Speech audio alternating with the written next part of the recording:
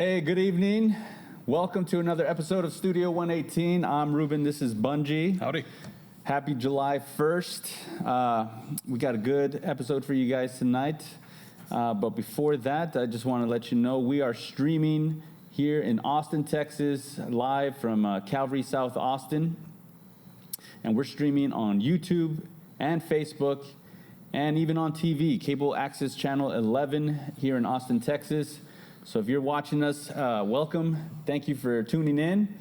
And of course, on the YouTube and Facebook, we got the live chat going. So feel free to jump on there, say hi. And of course, as we usually do, we have a Q&A time afterwards, after our discussion. So get your questions in. Today, we're going to be talking about more aliens, but this time it's unalienable rights.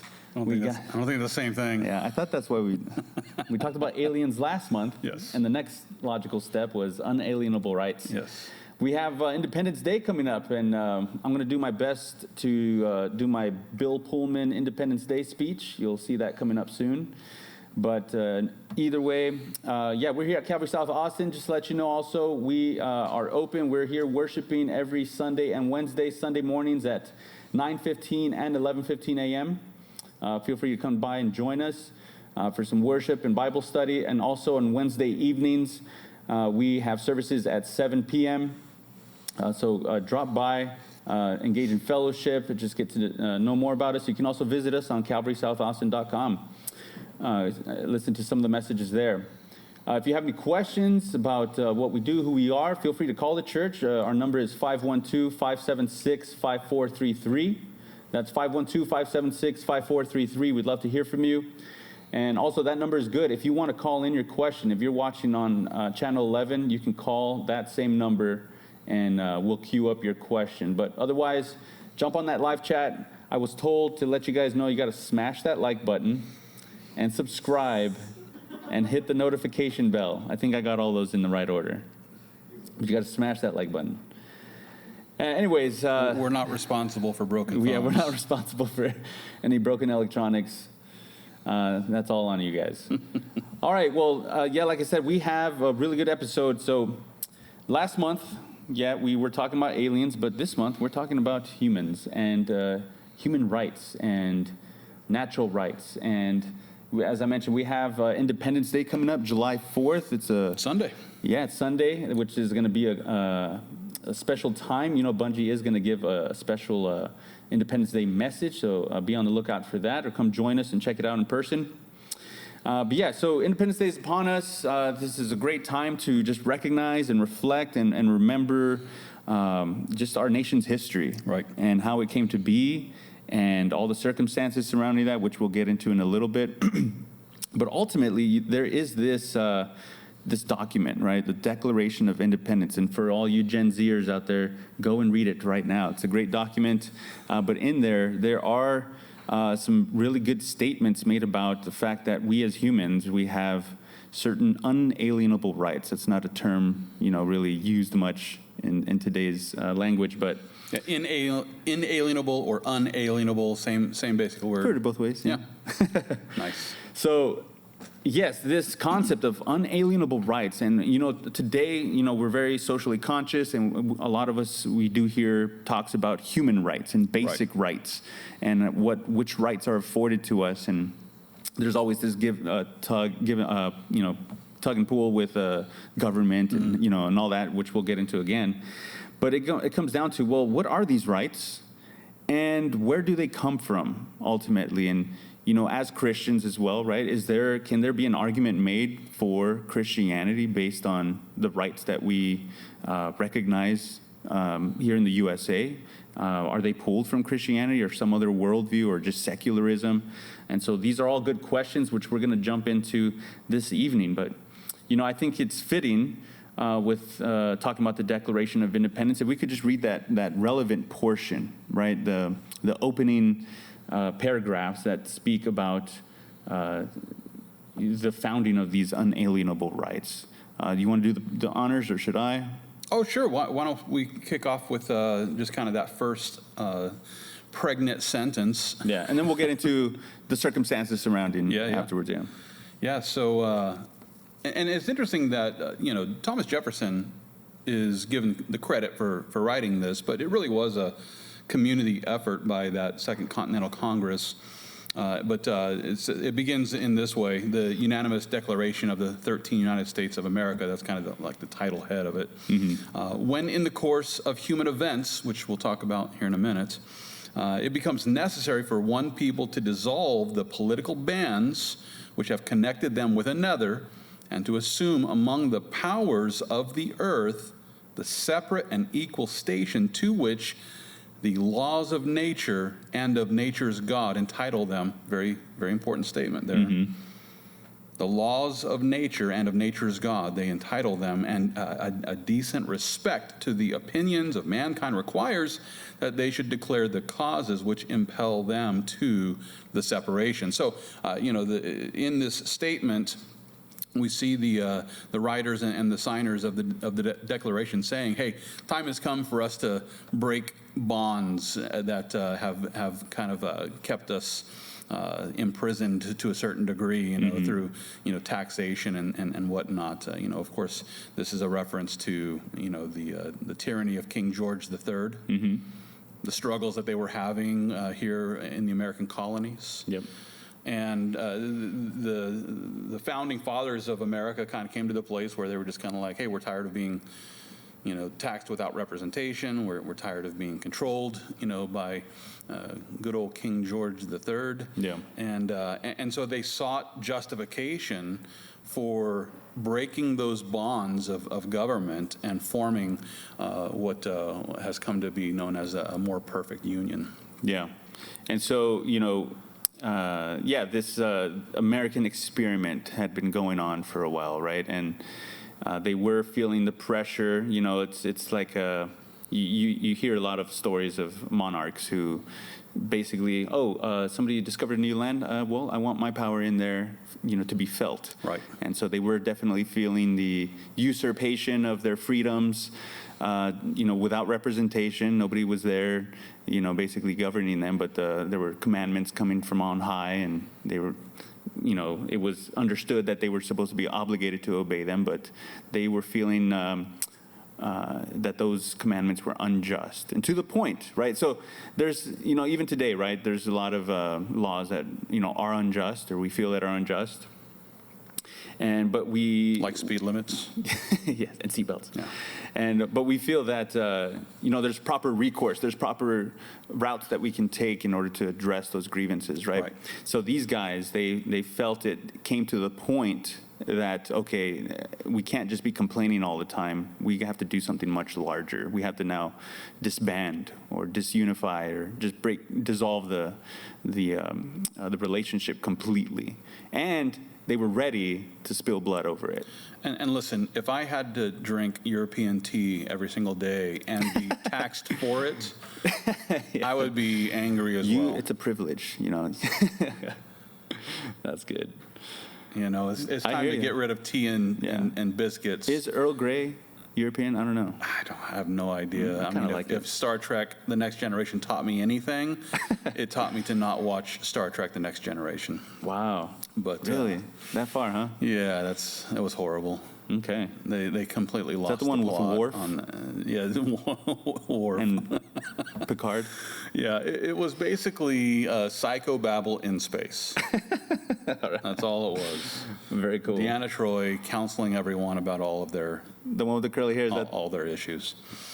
That's good. Oh, it was just miserable. Wow. It didn't get interesting until the Borg, but that's a whole nother show. I didn't watch it that long, I guess. That conversation probably needs to be in last month's show. Yes.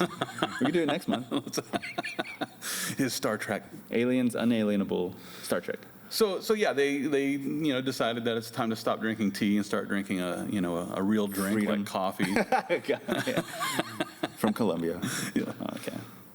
That's great. So then they carry on in the next paragraph. Right. Now, So they appeal to the laws of nature and nature's God, and from that, they put forth what they believe to be, their justification for breaking those bonds. You want to take a stab at that section?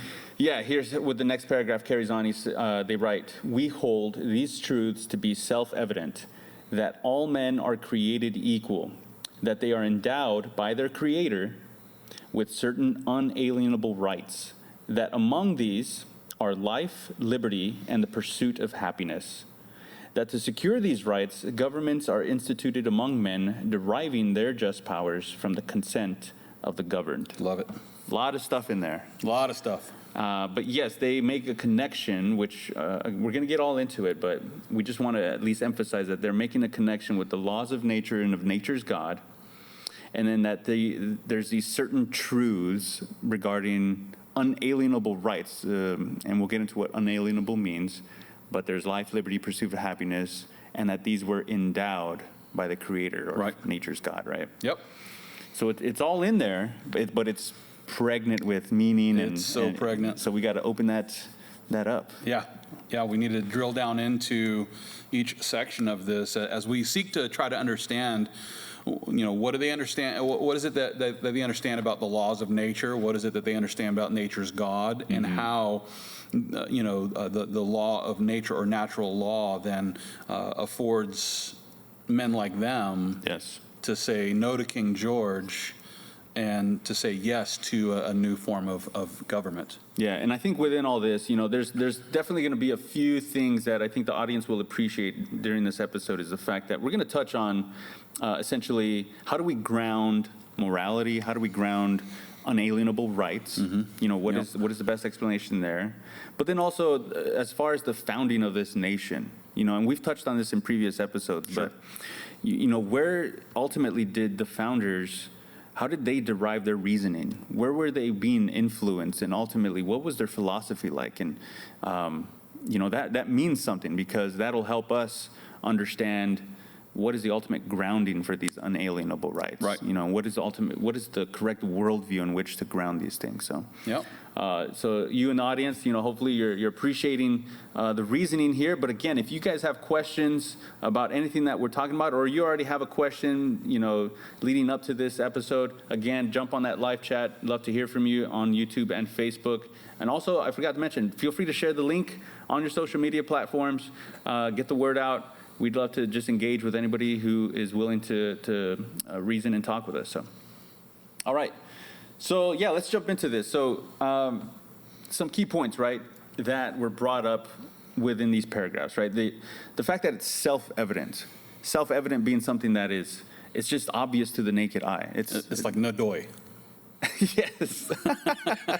Does anybody use that? I grew up with duh. Yeah. Right? I grew up with no doy. No doy, okay. No doy. All right. Yeah, self-evident. It's like you might be able to say it like this. It's undeniable, Right. and there are undeniable truths. Mm-hmm. And when you get into kind of a logical process of thinking this through, it always begins with I think, therefore I am. Right. So I think, therefore I am. In other words, if I deny my own existence, well, who is it that's denying my own existence? Yeah. I am. So the minute I deny my own existence, You prove it. I've proven my existence, Yes. right? So it's self-stultifying or Yeah. self-defeating. So in order to deny my existence, I have to exist. Therefore, I cannot logically deny my existence, right? So Yeah. it's self-evident that I exist. Mm-hmm. And it's self-evident for you that you exist, and we recognize that we exist, right? So you can just simply say that, here is this basic fundamental in logical thought, which is, I exist. Yeah. And then, you move on to the, I'm not a necessary being. Mm-hmm. So being is, and yet, being is not necessary. It's like this planet would continue to, float in space, in orbit around the sun if I wasn't here. So, I'm not a necessary being, and yet I exist. I come from beings who were unnecessary beings. Mm-hmm. They didn't need to exist. They came from unnecessary beings who didn't need to exist for existence to, be something that is true. Yeah. So here we are, at this point in time, at the end of this long line of unnecessary existing beings. Yeah. And we can't continue to do that forever. We cannot traverse an infinite back to that infinite moment in eternity past when there was the beginning of a long line of unnecessary existing beings. You have to end up somewhere with an infinite existing being, a being who is uncaused. Yeah. So just working through what we know to be self-evident truth, I exist, I start drilling down into this and realize that my existence, which I cannot deny, provides evidence, that there is this infinite creator who has endowed us with the rights that we enjoy. And to deny all of this, it's like Nadoy. I think it's in the original document there. It's self-evident Yeah. that all men are created equal. So when you think about that, it's self-evident. It's a Nadoy truth that all men have been created. So, you want to spend a moment on the all men aspect of this, because there are some people in the world today, and even those in America, who would point to the founding fathers and say they were racists. Right. Is this racist terminology?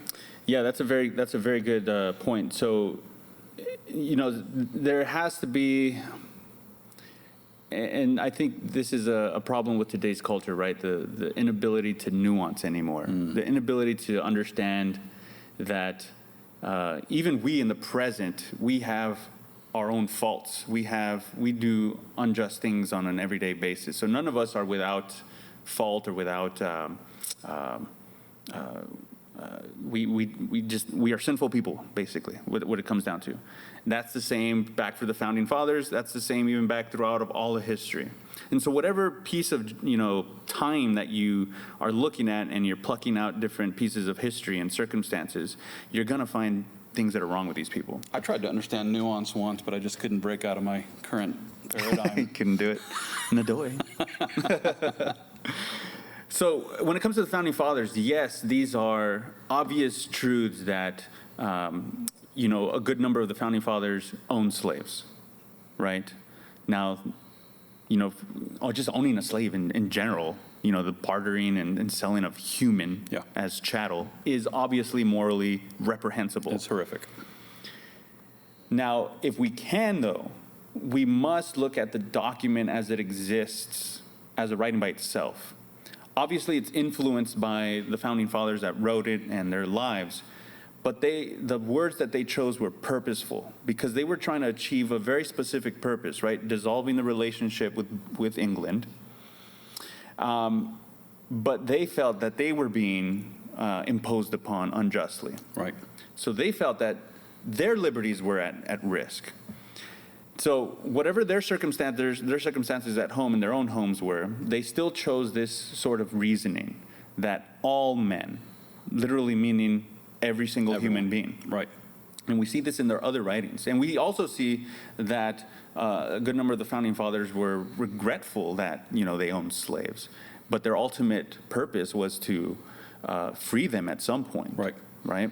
And not all the founding fathers owned slaves. That's true, right? So yeah, again, you have this mix, but they all came together and they purposely chose specific words that would just start this sort of wave from that point forward that would set in motion thoughts and actions that would lead eventually to the dissolution of the slave trade. Yep.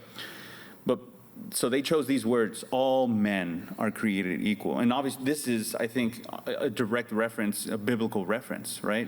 We have in Genesis chapter 1, verse 26, in the creation account, where God, existing in his triune nature, he is having a conversation, if you will, and says, let us make man in our image. Yes. And now, we can go into that for a good amount of time. Like, what does it mean to be made in God's image? Right. And we see hints of that throughout Scripture, what that means, reasoning and moral. Kenneth Copeland has taught me anything about that. Who is it that believes? Is he the one that believes there's 9 people in the Trinity, or is Benny Hinn? Oh, that's Benny Hinn. Yes. No, Kenneth Copeland believes that God is like him, but just a little taller. Nice. Just ridiculous. And he's short. He's a short dude already. So we're made in God's image. According to his likeness. According to his likeness, and this is every human being. No matter where you live, no matter where you came from, no matter what your current, state of life is, you are still made in the image of God. Yeah. And this leads also in the New Testament where Jesus kind of reaffirms it and just really narrows it down. He says, love your neighbor as yourself. Right. And they ask him, who is your neighbor? Well, he gave the parable of the Good Samaritan and says, it doesn't matter who it is. Your neighbor is just your fellow human being. Which the Samaritans were this mixed race. Right. They were half Jew, half Gentile. And this mixing of races took place during the Babylonian captivity, so that when they came back, they found, some of the Gentile prisoners that had been left there to populate this region of the land of promise began to intermarry with the Jews that were left behind, and then they basically created a whole new race of people known as the Samaritans. And the Israelites in the first century, they despised the Samaritans, because they were a mixed nation. And so when Jesus comes along and says, to love your neighbor, and then points to a Samaritan as being the one who was actually accomplishing, that greatest command, wow, that was mind-blowing to them. And yet, it's important to understand that being created in the image of God according to his likeness means that we, humans, are image bearers of God. Not to say that he looks like us, because he's immaterial. But when we consider, the vast, magnificence and manifold glory of who God is, then we look at the different races of people and realize that we are all races of people are image bearers of our Creator. So like if you think, well, white people are the image bearers of God, or black people are the image bearers of God, or you start, paring it down to just one race, it's like, no.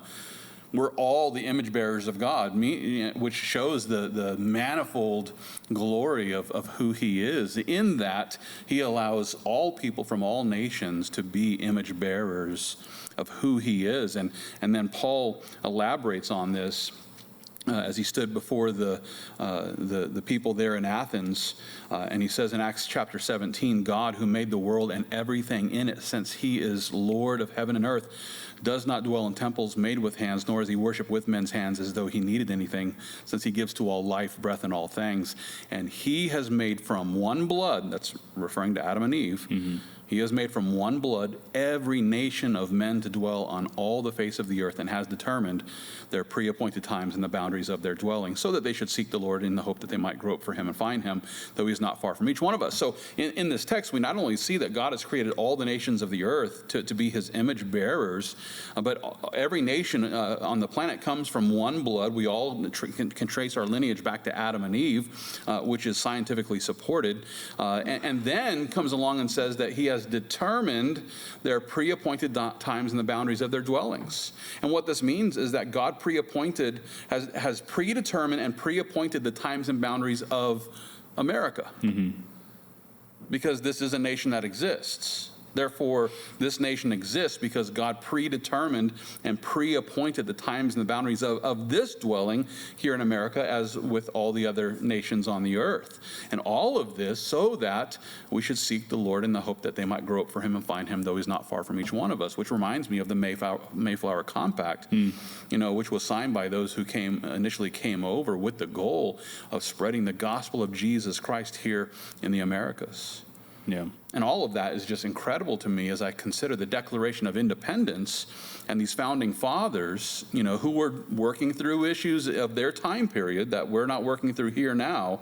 But as they're working all that through, whether it be, the tyranny of King George III, or the slave trade, which is happening in Europe, happening in Africa, happening, everywhere around the world at that point in time.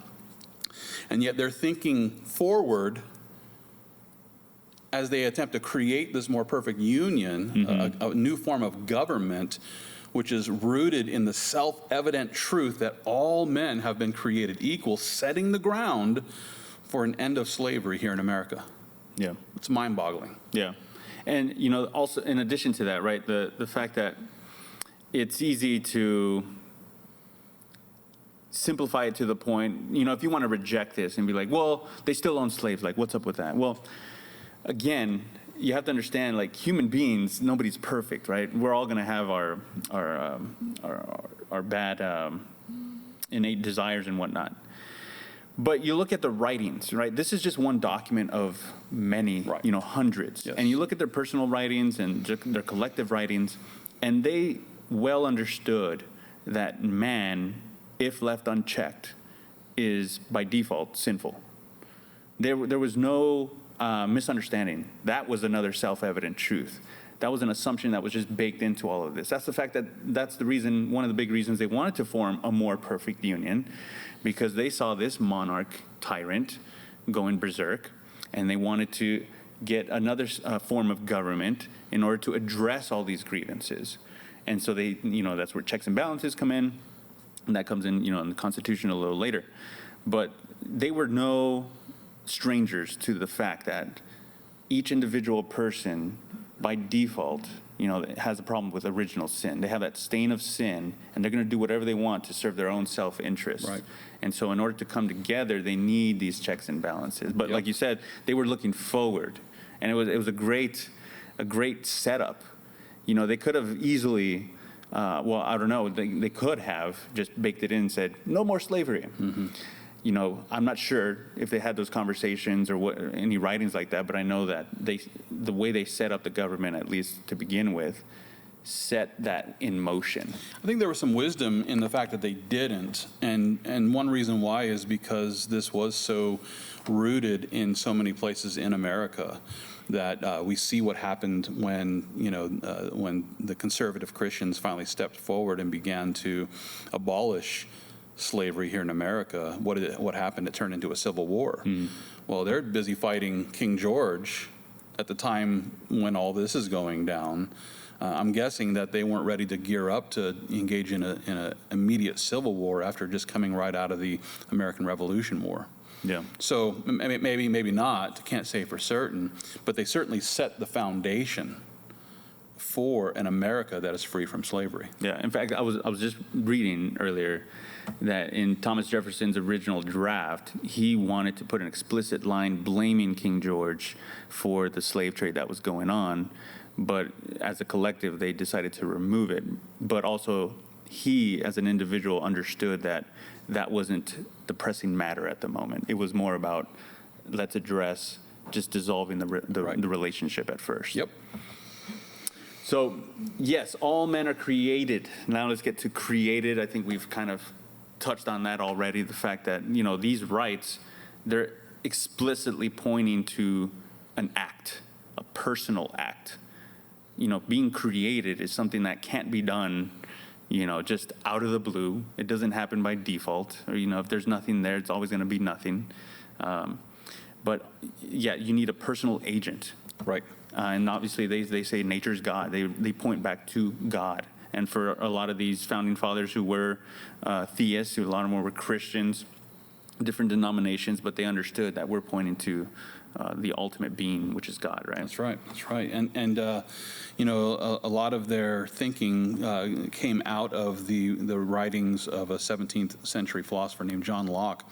And here's how John Locke addressed this. He says, "The state of nature has a law of nature to govern it, which obliges everyone, and reason, which is that law, teaches all mankind who will but consult it, that being all equal and independent, no one ought to harm another in his life, health, liberty, or possessions, for men being all the workmanship of one omnipotent and infinitely wise maker." Incredible.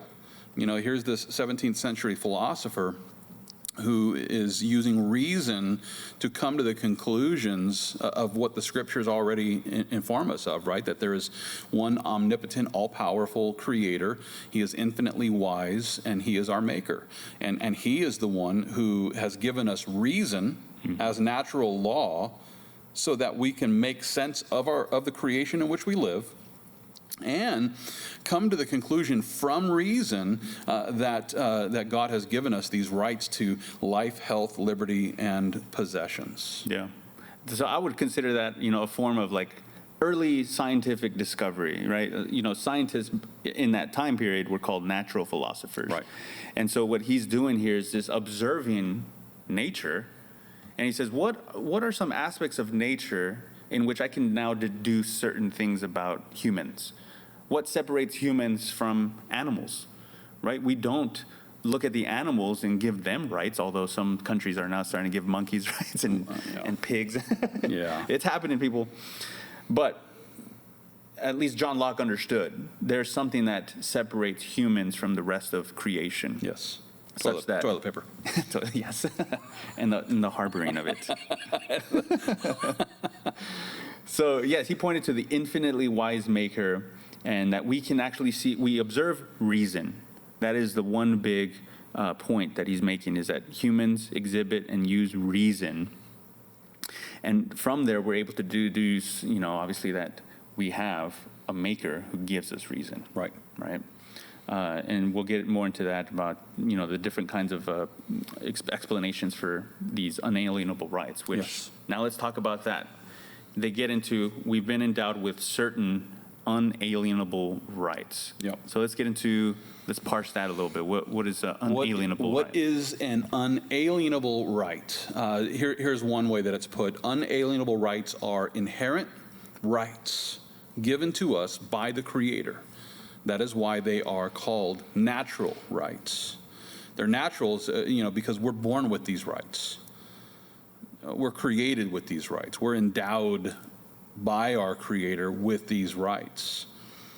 The child that's conceived at the moment of conception has these rights by nature of what God has given to the unborn baby, right?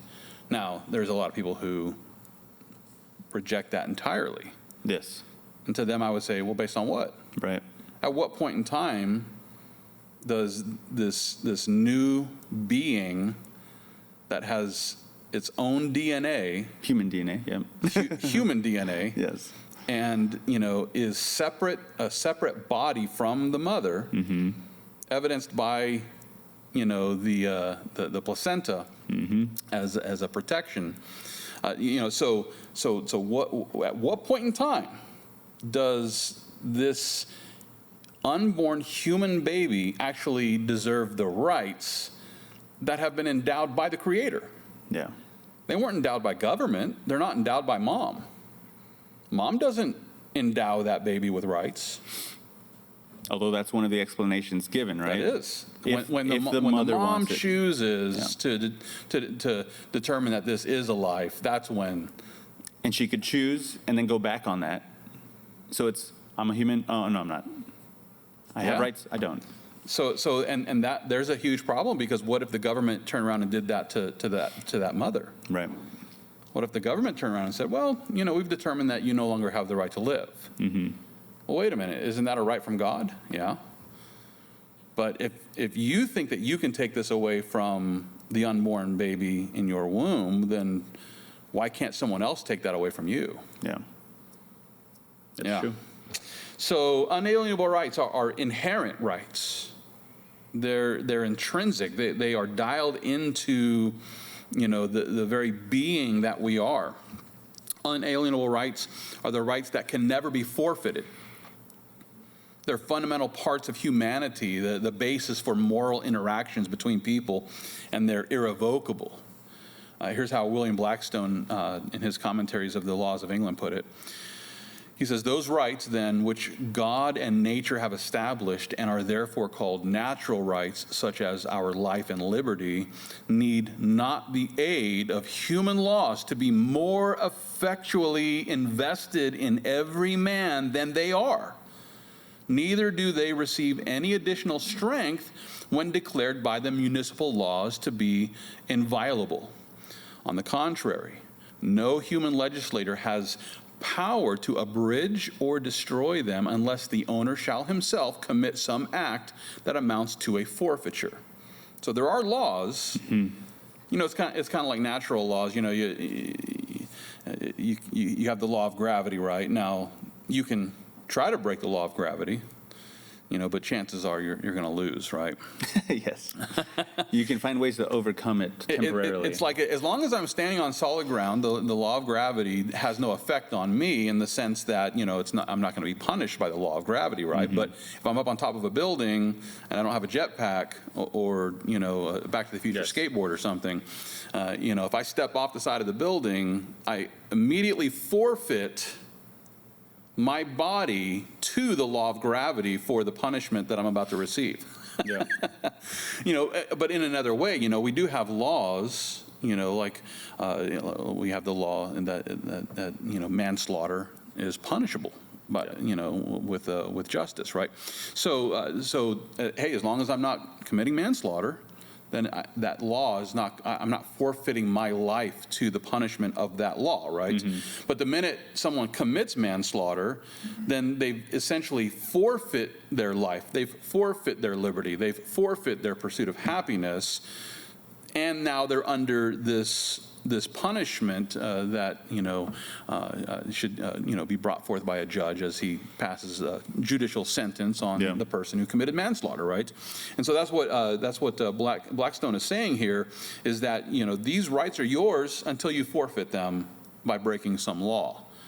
But I like the way that he says it here, that these natural rights, such as our life and liberty, need not the aid of human laws to be more effectually invested in every man. Right. In other words, these rights, these natural rights, are already effectually invested in every single person. And there's no law that has to somehow make that stronger. It's as strong as can possibly be. Yeah, that's important, right? So every human, it's not like you have two humans, one has every ounce of unalienable rights, they're born with, but another one comes out of the womb and they got 90% of unalienable rights. Oh, you need a little bit of help there, buddy? Let me give you a boost. Yeah. It's nothing like that. No, every human is endowed, they're born with everything that they need in order to enjoy these unalienable rights. And here's one way that we know that's true, is that wherever you go where there's mass executions that are unjust, typically the people being executed were redefined as subhuman, mm-hmm. or less than, or second-class citizens of some sort. Even like tribes that still engage in cannibalism, they don't really see themselves as eating others who are equal to them. Right. Because in the mindset of the cannibal, it's like, this tribe, these are true people, and if we conquer another tribe or capture someone and consume them, it's like there's something less than they don't enjoy the what rights we that we are. have. Right. And we saw that with Hitler and the Jews. He redefined the Jews as subhumans. Mm-hmm. And then from there, convince the people that it's okay to gas them. It's okay to torture them and kill them, because it's like, killing an animal. These are subhumans. They're not real humans. Same thing with the eugenics movement, Margaret Sanger. Same thing with eugenics and abortion. Yep. Is that, the fetus in the womb isn't really a human yet. It's more like a tumor. It's more like, just a growth that has the potential of robbing you of future blessings. So, but something has to be removed, meaning the assumption is all these people understood it was already there, but I need to find a way to convince people to remove that aspect. Right. And then I'm free to do whatever I want with that population. They're finding a loophole around this self-evident, unalienable right to life. They have to figure out some loophole that allows them to disregard what we know to be true about life, liberty, and the pursuit of happiness. Just to take this out a little bit further, though, just to give you a few more unalienable rights, I found a pretty cool list in a book called the 5,000 Year Leap. And here's the list that they present of unalienable rights: the right of self-government, the right to bear arms for self-defense, the right to own, develop, and dispose of property, the right to make personal choices, the right of free conscience, the right to choose a profession, the right to choose a mate, the right to beget one's kind, the right to assemble, the right to petition, the right to free speech, the right to a free press, the right to enjoy the fruits of one's labors, the right to improve one's position through barter or sale, the right to contrive and invent, the right to explore the natural resources of the earth, the right to privacy, the right to provide personal security, the right to provide nature's necessities, which are air, food, water, clothing, and shelter, the right to a fair trial, the right of free association, and the right to contact. Or contract, I think that I should say. So here's, here is this list of other unalienable rights, because remember, in the Declaration of Independence, it says, among these are life, liberty, and the pursuit of happiness. And so those are the big ones. But then, from that flow a lot of others, So like if I have the right to life, then I also have the right to protect my life. Yeah. And I have the right to provide personal security. And I have the right to bear arms. And I have the right, to make these personal choices of what kind of guns I want to keep in my house. So thankfully, I don't have the weaponry for a true insurrection, which I believe are F-16s and nuclear bombs. Yes. But I heard Arnold Schwarzenegger owns a tank. He's closer than we are. Thanks a lot. But I think he would say, I was endowed. I hear he has a chopper too. Endowed. Get to the chopper. Good old Arnold. So yeah, you see the unalienable right to life, and then there's things that logically flow from that right. The right to liberty. There's things that logically flow. They spring forth from that right of liberty, right? There's liberty would include free speech then, a free press, the right to contrive and invent, the right to privacy and these sorts of things, right? The unalienable right to the pursuit of happiness, that comes with, I have the right to choose a mate. I have the right to choose the profession that I want to, so this list of unalienable rights, really kind of flow from those three that the founding fathers saw fit to list in the Declaration of Independence. Right. And, one thing that, we were talking about earlier also is the distinction between rights that we are endowed with, which, again, this list is a good list of things that logically flow from. And, these also set the tone for what would now become the Bill of Rights. So that's where we have the free press, freedom to assemble, petition, the right to bear arms, and then the list of the Bill of Rights after that, right? Yes. But notice that a couple of points here. Number one, the fact that there's a distinction between things that we enjoy as inherent rights, things that we are born with, natural rights. And now there seems to be a confusion arising that we're calling a lot of things rights today that are really just privileges or freedoms that we enjoy. They're vested rights. Yeah. So, or, the terminology being used at the time was negative versus positive rights. Unalienable rights are negative rights. And it's basically, you don't get to come and do this to me. Yeah. Right? So it's negative in that sense that you don't have the right to rob me of this. I can't give it to you. You already have it. Yeah. But I also can't infringe or violate that. Whereas the positive rights or the vested rights, those are more like the laws that, like one example I think that I could give is the minimum wage law. So the unalienable right is that you have the freedom to pick a profession according to what makes you happy. As part of the pursuit of happiness. Part of the pursuit of happiness, I can go pick the profession that I enjoy.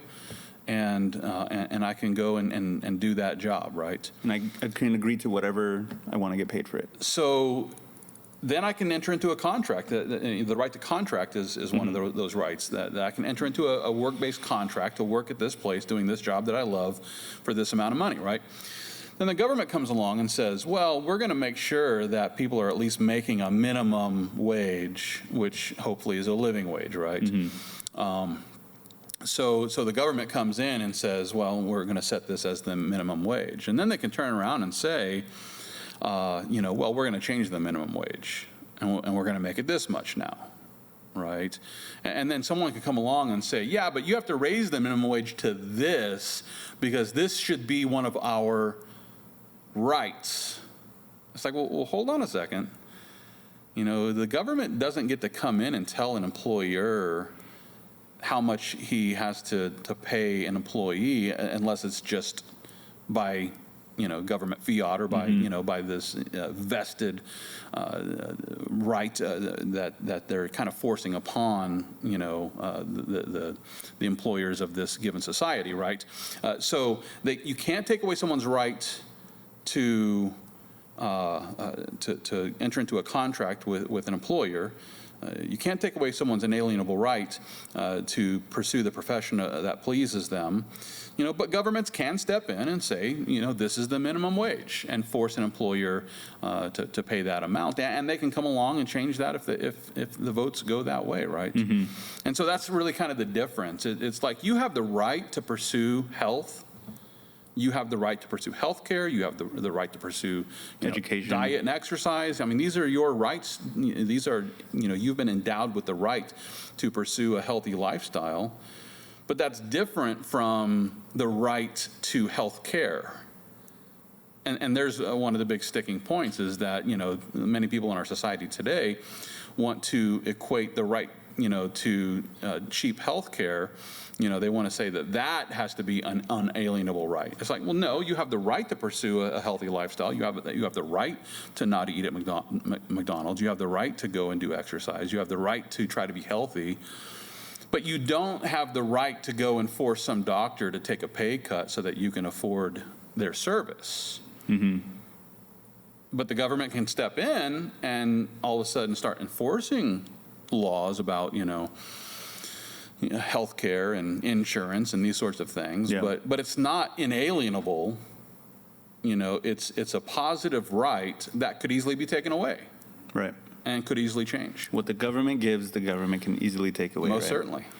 Now, I can already anticipate a couple of, you know, responses, right? Number one would be, well, you're talking up here, but really as Christians, right, is this something that is biblically based? This idea of, well, you know, God being a caring God, a loving Father, wouldn't he want his children to be taken care of, right? So talking about, let's stick with the healthcare example, right? Shouldn't this be something that we want to make sure that everybody has access to, you know, because obviously there are some that cannot afford health insurance or health care, and they seem to be left out in the cold. Wouldn't a loving God want all of us to be taken care of? Therefore, if we have a government that we can, you know, put in place and vote our interests, isn't this something that we actually want to achieve? Yeah, it really comes down to the question of legislating morality. And then the question would then be, what's your basis for morality? Yeah. So what is it that is driving your decisions and whatnot? So for example, you know, we do have a government where we can vote for people and hopefully see the people that we vote for get elected and then begin to implement policies that they were platforming, you know, had on their platform and that we were polling for. And so, you know, and going through that whole political process, which has been set up here in America, is a wonderful thing, especially when it works out in our favor, right? Yeah. But then that doesn't always work out that way. And we might see the policies and the platforms that we were voting for, you know, disappear before our very eyes, right? So that's just the nature of the political system here in America. So then the question is, you know, should Christians want to legislate morality so that people could have, you know, affordable health care, so that people could have, you know, the ability to, you know, make a living wage, you know, where they work and these sorts of things. And to that, I would say, yes, of course. But then the problem comes along with, these government bills that, are a foot thick and nobody can read before, it's voted upon. And there's so many things shoehorned, into that bill that has everything to do with healthcare. And yet, also $1 million is going to go to Iran and, $10 billion that are, it's just like, the government plays these games that, keep us from just having simple votes on simple things so that we can see what's being passed and agree or disagree with it. Everything's got to be like, tagged on and to these bills, and it's just, there's such manipulation on both sides of the aisle that people lose heart, lose hope, and a lot of people just give up on the government altogether. Yeah, and again, going back to our a little bit to the introduction, that the founding fathers knew that this is probably what government's going to turn into. Yeah. Even the government that they set up, because they knew that once you have a little bit of taste of that power, a little taste of the glory, see what it tastes like. Yeah. You're not going to give it up. Yeah. And you will do everything in your power to hold on to that, which includes coming up with legislation that just is not in the good interest of the society as a whole, right, but is really just serving as my re-election campaign, right? Yeah.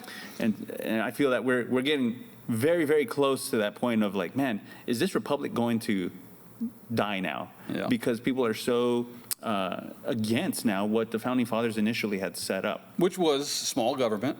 Mm-hmm. And hands off, laissez-faire was the was the phrase, and that people come in as public servants, not to serve the people. Yes, at the consent of the governed, and not to come in and get wealthy, right? Mm-hmm. If we just started today with a policy that says anyone who has gotten wealthy in government is fired today, mm-hmm.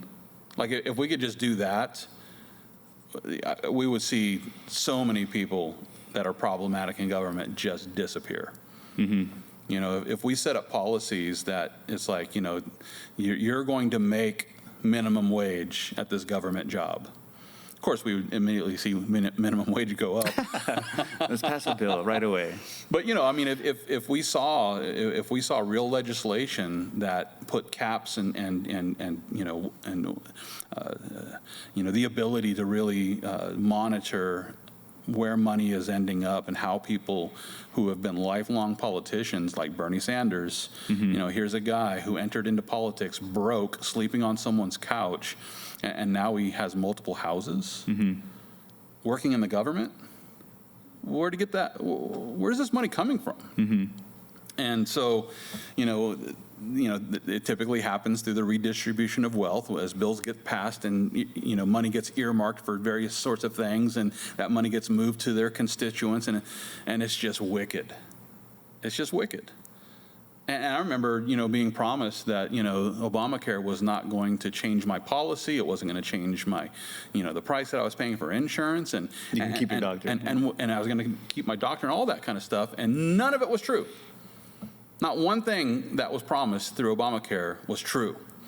And my rates, I could no longer afford the rates, I had to lose the doctor, I had to lose the health care.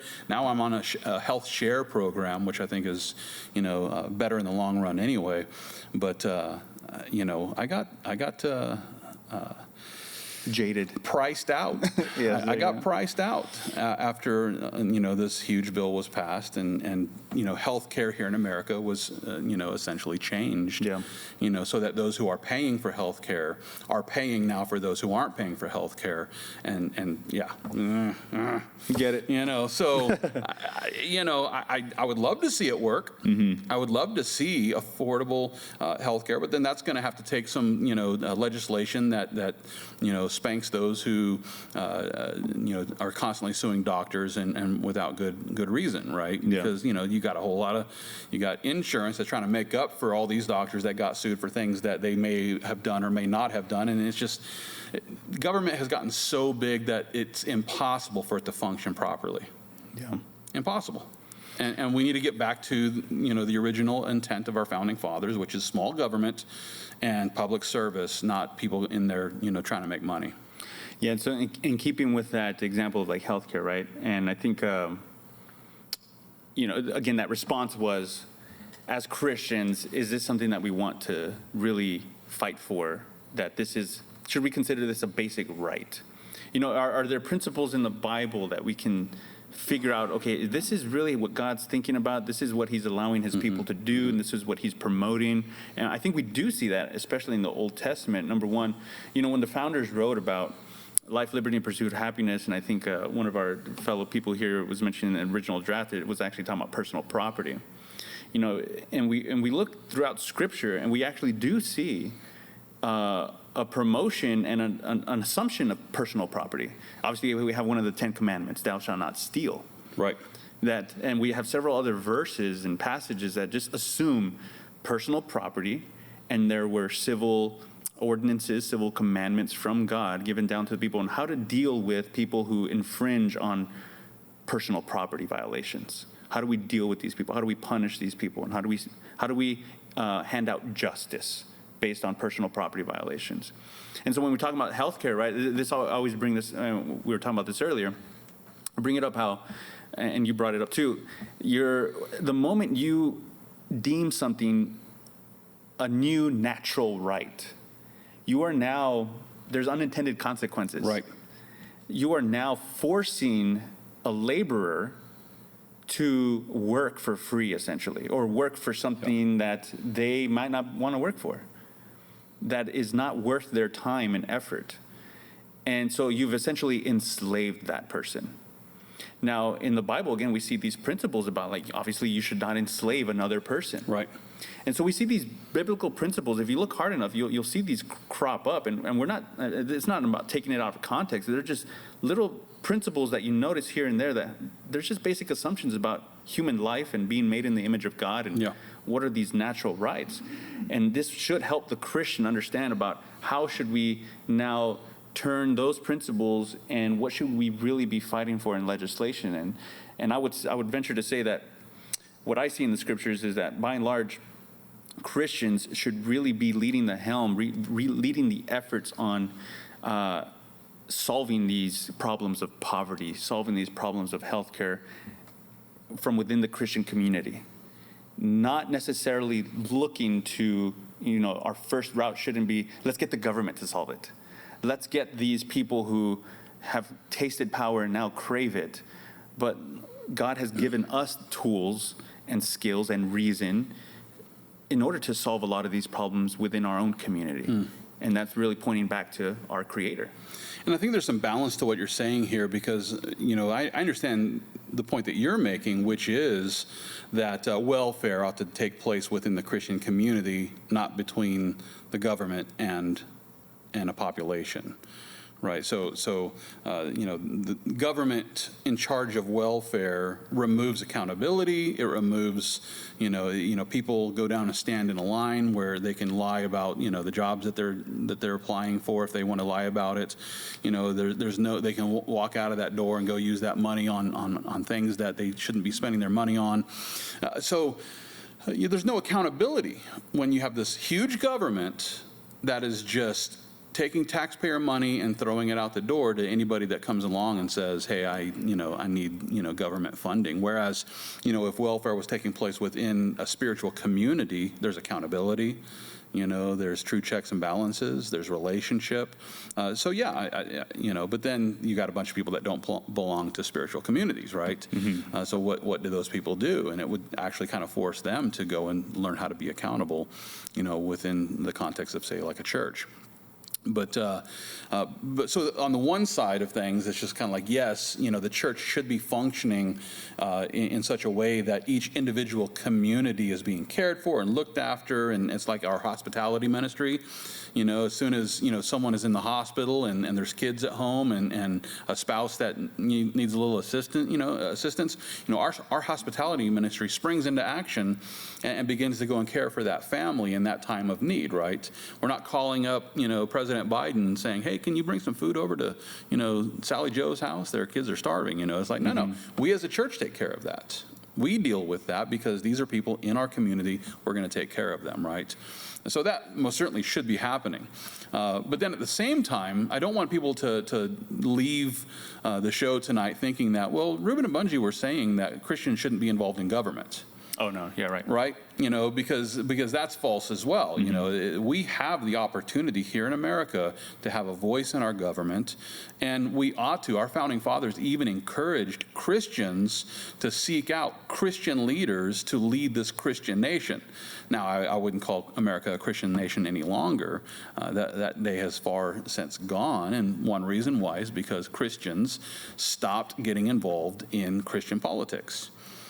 So I think that, Christian communities should be self-contained to a certain degree, that we're taking care of those in our community and making sure that, people have jobs and people are cared for and these sorts of things. But then at the same time, I think that every Christian should be invested in the government here in America, so that we can try to bring these self-evident truths back to light. And start, dealing with those who are trying to insert new rights that aren't really inalienable rights. Yeah. Yeah, no, you hit the nail right on the head that we definitely should encourage this generation and future generations of Christians to get involved in the political process. Right. Not just in terms of running for offices, local and national level, but just having conversations within, and we talked about this in our Politics in the Bible episode, I believe, which go check out the YouTube channel for previous episodes. Boom. But in talks about we as Christians, we need to recognize that there is a great intersection between the worldview that God has given us and how it intersects with all areas of life. Not just our personal, what people like to say, how's your walk? How's your spiritual life doing? Well, my spiritual life really is it should be my life. Yeah. Everything that I put my hands to and think about and talk about should be revolving around how I think about God. And that includes the political sphere. And so we should be up to knowledge in a way about how to think about politics. Right. And that's where I see a trend, especially among the younger generation, Gen Z, and we've talked about this before again, that they're the most socially conscious generation, but they are the ones that are most vulnerable to making that mistake about basically turning every want into somehow a natural right. Right. That now needs government influence. I want to go to college. I can't afford to go to college. Right. Therefore, it must be a right to go to college. Right. So now you're going to rob a professor of his income because you think the government should just give you free college? Or force somebody who chose not to and chose another profession that Right. didn't need college to now pay for your college education. Why should I, a high school dropout, pay for someone else to go to college when I didn't even pay for myself to go to college? Right. So conversations like that, just knowledge like that really, as Christians, like I said, we should be at the helm. We should be at the forefront of leading these conversations and really building up our body of believers to be knowledgeable in these aspects, how to think biblically about all areas of life. So what do you say then, to those who would say, well, you can't legislate morality? Yes. And you shouldn't be using the government, separation of church and state, you shouldn't use the government to try to force your Christian ethic on the rest of society. How does that play into the discussion of inalienable or unalienable rights? Yeah, and I think this is something that you like to say, right, about, you're going to legislate morality either way. Every law that is passed, for the most part, like, what side of the road to, not excluding those, law that, even those? Those Brits got it wrong also? Man, okay. It's sin. They are sinning every time they drive. Got it, all right. So every law. That's why you can't have nice things. It's Brits with those gray skies, and I'll make other jokes. And their tea. Yes. Anyways, every law that is passed is legislating morality of one sort or another. The question really is, which morality? Right. Right. Whose version of morality? Because, pretty much every law is some form of a legislation of morality. Every law basically says, this is right, this is wrong. Mm-hmm. That is a moral issue. So then comes the question about unalienable rights. Well, if you're believing in unalienable rights, doesn't that have to do with morality? And then comes the question, listen, if you don't believe in a creator God, then what do you use for justifying? What is your basis for believing in the unalienable rights of life, liberty, and the pursuit of happiness? Because to say that this is a right would be that the opposite then is wrong, which then stems from the oughtness argument that there's a way we ought to behave, there's a way we ought to live. And oughtness implies a moral standard that applies to everyone everywhere. So how can there be a universal moral code from which we have natural law that provides us with the ability to rationally and reasonably arrive at the conclusion that we are endowed with these unalienable rights? So if there is no God, then there is no moral code. If there is no moral code, then there's no natural law. If there's no natural law, then there's no basis for believing in unalienable rights to life, liberty, and the pursuit of happiness. Therefore, why do you think you deserve life, liberty, and the pursuit of happiness if there is no God? Boom. Done. Game, set, match. Game, set, match. Yeah. Nice. Yeah, that reminds me of several conversations I've had with students down at the UT Austin campus, where they are self-identifying atheists or naturalists. They don't believe in God, but yet they still want to hold on to objective morality. Yeah. And you got to ask them, well, I mean, how do you justify, basically, the way you speak on an everyday basis, when you make a judgment, you're basically contradicting yourself. When the moment you say you should or you should not, or I think everyone should, game, that's it, you're done. You're using objective moral language, and yet you don't believe in an objective moral reference point. Right. And so for these people, they just kind of like to brush aside the fact that, well, I don't believe, some will even say I'm a moral relativist. Okay, well. So you mean you're immoral? Yes. Or amoral, really. I Right. mean, at the end of the day, you have to end up as an amoral person. Right. Who just makes up your own moral code as you go. But at the very same time, they have at least one moral code that they believe should apply. Right. No, they believe universally. They believe that morality applies universally. But because they have no foundation for believing it, at the end of the day, they really are amoral people who are just trying to force their own morality on everybody else without any justification for why they're right. Now, they can appeal to conventional wisdom. They can appeal to societal norms. They can appeal to utilitarianism. They can appeal to all of these things, but none of that actually justifies universal morality. Yeah, and I've heard, people, because, they'll, around the same time that these ideas that the founding fathers were influenced by, right? There was Kant's moral imperative that for a while seemed to be the answer, the loophole of not having God as the foundation for morality. Yeah. So Kant's moral imperative basically viewed human beings as an end in and of themselves. So they were at the top of the hierarchy. Right. So anything that violated humans, at least, their will or their privacy or their personal property or anything like that was viewed as immoral. But what's to stop me from just saying I'm just a little bit higher a human than you? Yeah. Exactly. and based in Darwinian evolution, if I'm stronger than you and I'm better than you and I can kill you and take what you own, who's to say that's wrong or it's bad? Right. Why is that a bad thing if that's how we got here? Yeah. If Darwinian evolution is how we ended up here, then it happened through a series of the strongest of a species dominating and spreading its seed, further than the weaker. Mm-hmm.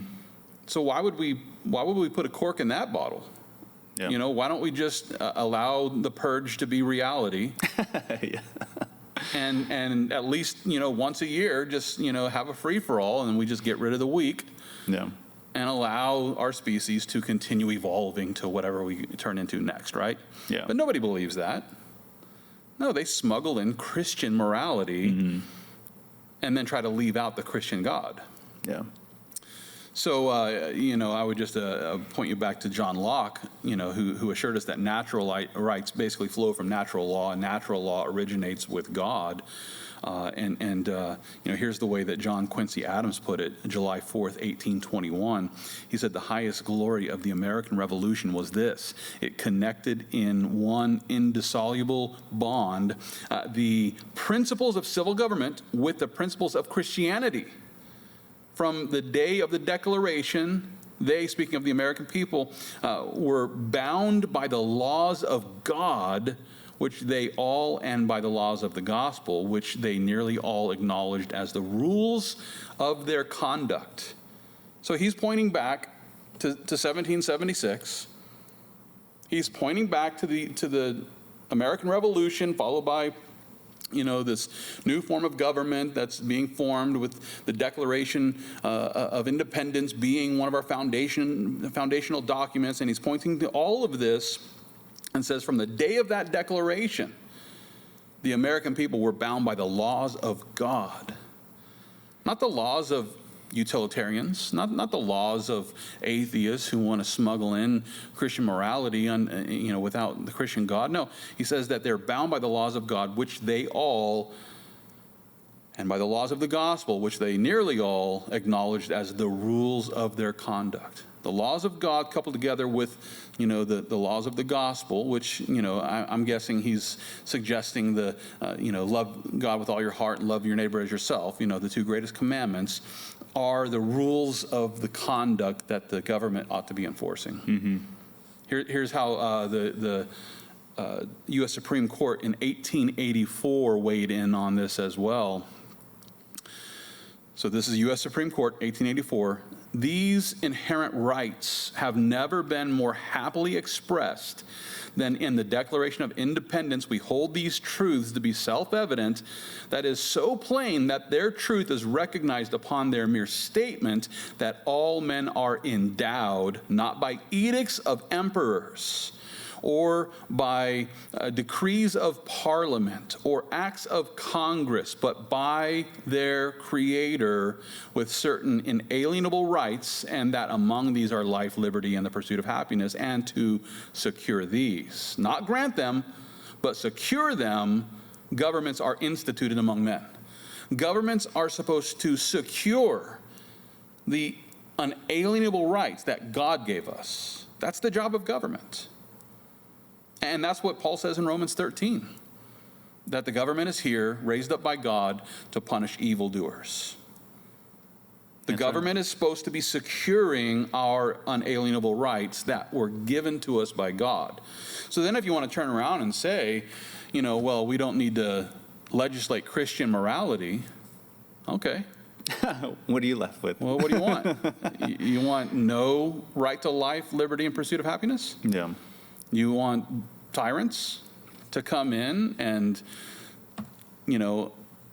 at their will and in their pursuit of pleasure, decide who gets to live and who doesn't? Yeah. I mean, just go back a few centuries to the days of Mao Zedong and Zedong and Marx and Hitler and Stalin, and just go look at how many millions of people died under their tyranny. Yeah. And the reason why is because they didn't want to legislate Christian morality either. They wanted to come in and determine who has the right to life and who doesn't. And the numbers prove it. Yeah. So there's your communism. Yes. So, that response to don't legislate your Christian morality. And that's something that's just been widespread. These are just more like tropes these days, though they're tropes to people who know better, but there is a good number of people who have just bought into this lie. It's a pop level acceptance that sounds good. I can throw that on my Facebook and then dismiss the Christians it's almost on that level, or similar to that level of the person who denies Jesus existed, right? It only exists in these Reddit forums where there's no serious scholarship that really believes this. Because you look at the letter that Jefferson wrote to that Baptist church, right? And it's clear in his language that he's saying, the government is supposed to be, we're supposed to protect the church from the government, or the people from the government. And these things are just, to use the language here, self-evident. Yeah. So it's amazing how these bad historical, tropes get passed around. And yet again, we're here hopefully to clear up a lot of this mess. So as far as don't legislate Christian morality, hopefully we're really, getting that point through that Christian morality, that is morality. That is the way that God has designed this world. And we were talking about this earlier about how the pursuit of happiness, where some, again, where we get down into this, we go down these rabbit trails of, well, I want this certain group of people who have a certain orientation to have certain rights because we're pursuing liberty and happiness. Why shouldn't we engage in that? They want to pursue happiness. That's part of the unalienable rights. How do we respond to that? Yeah, I mean, that was the focus of my my daily video that I produced earlier this morning. And the concept there is that, well, if I have the right to pursue happiness, then why do Christians, zero in on things that make some people happy? And treat it as something that they shouldn't engage in. You think about, just all the sexual immorality happening in the world today, or the specific kinds of lifestyles that are in conflict with, biblical morality. Well, if I have the right to pursue happiness, then why don't I have the right to pursue those things, right? And to that, it's important to understand that in the pursuit of happiness, if this is a right that comes to us from our Creator, then listen, if you have these natural laws that come from a creator, then chances are there are divine laws as well. Or in other words, if there are natural laws, there are probably also spiritual laws. It only stands to reason because we are natural beings and we are spiritual beings. Mm-hmm. So, as we reason our way to understanding natural law, we begin to discover the identity of the Creator who gives us the natural laws. And as we discover the identity of the Creator in the Word of God, we start realizing that there are spiritual laws that put up boundaries to keep us from entering into sin that might be pleasurable for a moment, but ends up in bondage and even in punishment and everlasting punishment for those who refuse to repent. So, in the pursuit of happiness, we have to first define what is happiness. Yep. What do we mean when we say happiness, right? Another way to look at this is, that like eating donuts all day will make me happy. Yeah, can it just be something that makes me happy? Yeah. So, just eating donuts for breakfast, lunch, and dinner would make me happy. Mm-hmm. Would it make me healthy? And then at the end of that road, are you still? Am I still happy? Yeah. After years of abusing my body with these fat pills, mm-hmm. right? So I can say that I'm pursuing happiness by eating donuts every day for breakfast, lunch, and dinner, but someone who is more reasonable will look at the end of that road and say, this decision to try to be happy today is going to result in lots of problems in the future. So if you want lasting happiness, don't look for the temporary pleasure, but rather try to find out what is healthy so that you can be healthy and happy in the future, right? On a spiritual level, we also see there's certain things that will destroy a person's life, like sexual immorality. You're sinning against yourself. It might be pleasurable in the moment. I don't think anybody's going to make the case that, sexual sin is not pleasurable, or, no one's going to say that sexual immorality is going to rob you of immediate happiness. And there's a lot of people who are happy in the moment of pursuing sexual immorality. But the scriptures are quite clear that the ongoing pursuit of sexual immorality results in, bondage. It results in, it's going to result in mental issues. It's going to result in a conflict with you and God, as well as you and mankind. So the immediate pleasure needs to be set aside for the lasting happiness that the Lord has for us. So the pursuit of happiness, it's an unalienable right that needs to also be understood within the context of God's divine law. And this is where, we need to take the natural law by which we receive unalienable rights here in this world and then begin to set up those safety barriers by using the divine law that we find in the scriptures that provide us with that narrow path of righteousness that the Lord is calling us to walk. So that as we walk that narrow path of righteousness, the Lord is then helping us to live a life that's pleasing to Him as we enjoy the unalienable rights of life, liberty, and the pursuit of happiness. Yeah. And I can already hear people responding, just Christian morality in general is just too legalistic. It's too narrow. I can't have any fun, as it were.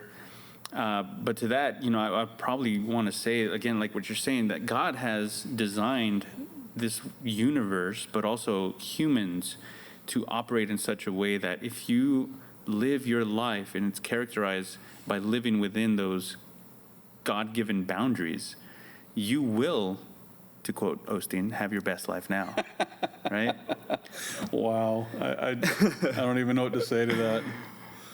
So, point is, though, that God has What set is up the these. point? Yeah, God has given us these boundaries to live in that we have to think long term and say, He's designed us in such a way that if we live within these boundaries, that is true joy. That's spoken of in the Bible, right? It's been said that happiness is really just a fleeting feeling, whereas joy is a status, a state of being, regardless of the circumstances. Right. So even though I am enduring trials or physical illness or ailments or whatever, but I am living, my life is characterized by living within God's will, I can still be joyful. Right. That's something that Paul wrote about. Yeah. Not only that, but you look at just history and you just look at the results of people that have been living hedonistic lifestyles. It reminds me of King Solomon, right? Where he wrote in Ecclesiastes, all is vanity. He's tried everything. He had the 700 concubines, 300 wives, and more than that. And he says, it's all vanity. Yep. It's all vanity. It wasn't happiness.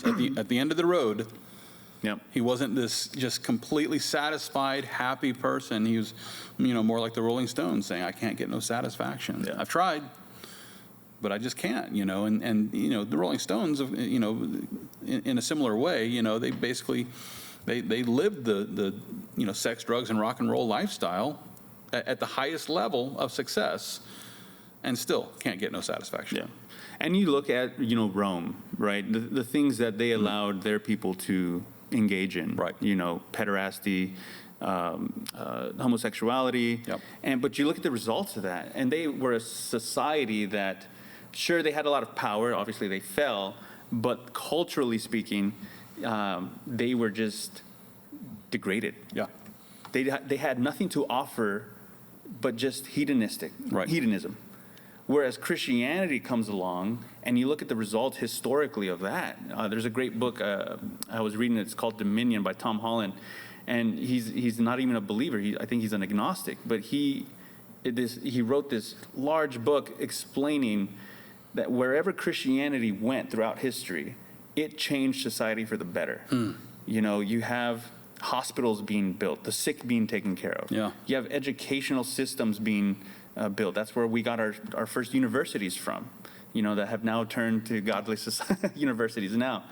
But wherever Christianity goes, there's a positive influence because we are trying to point people to live and characterize their lives using those God-given boundaries that we find in God's Word, right?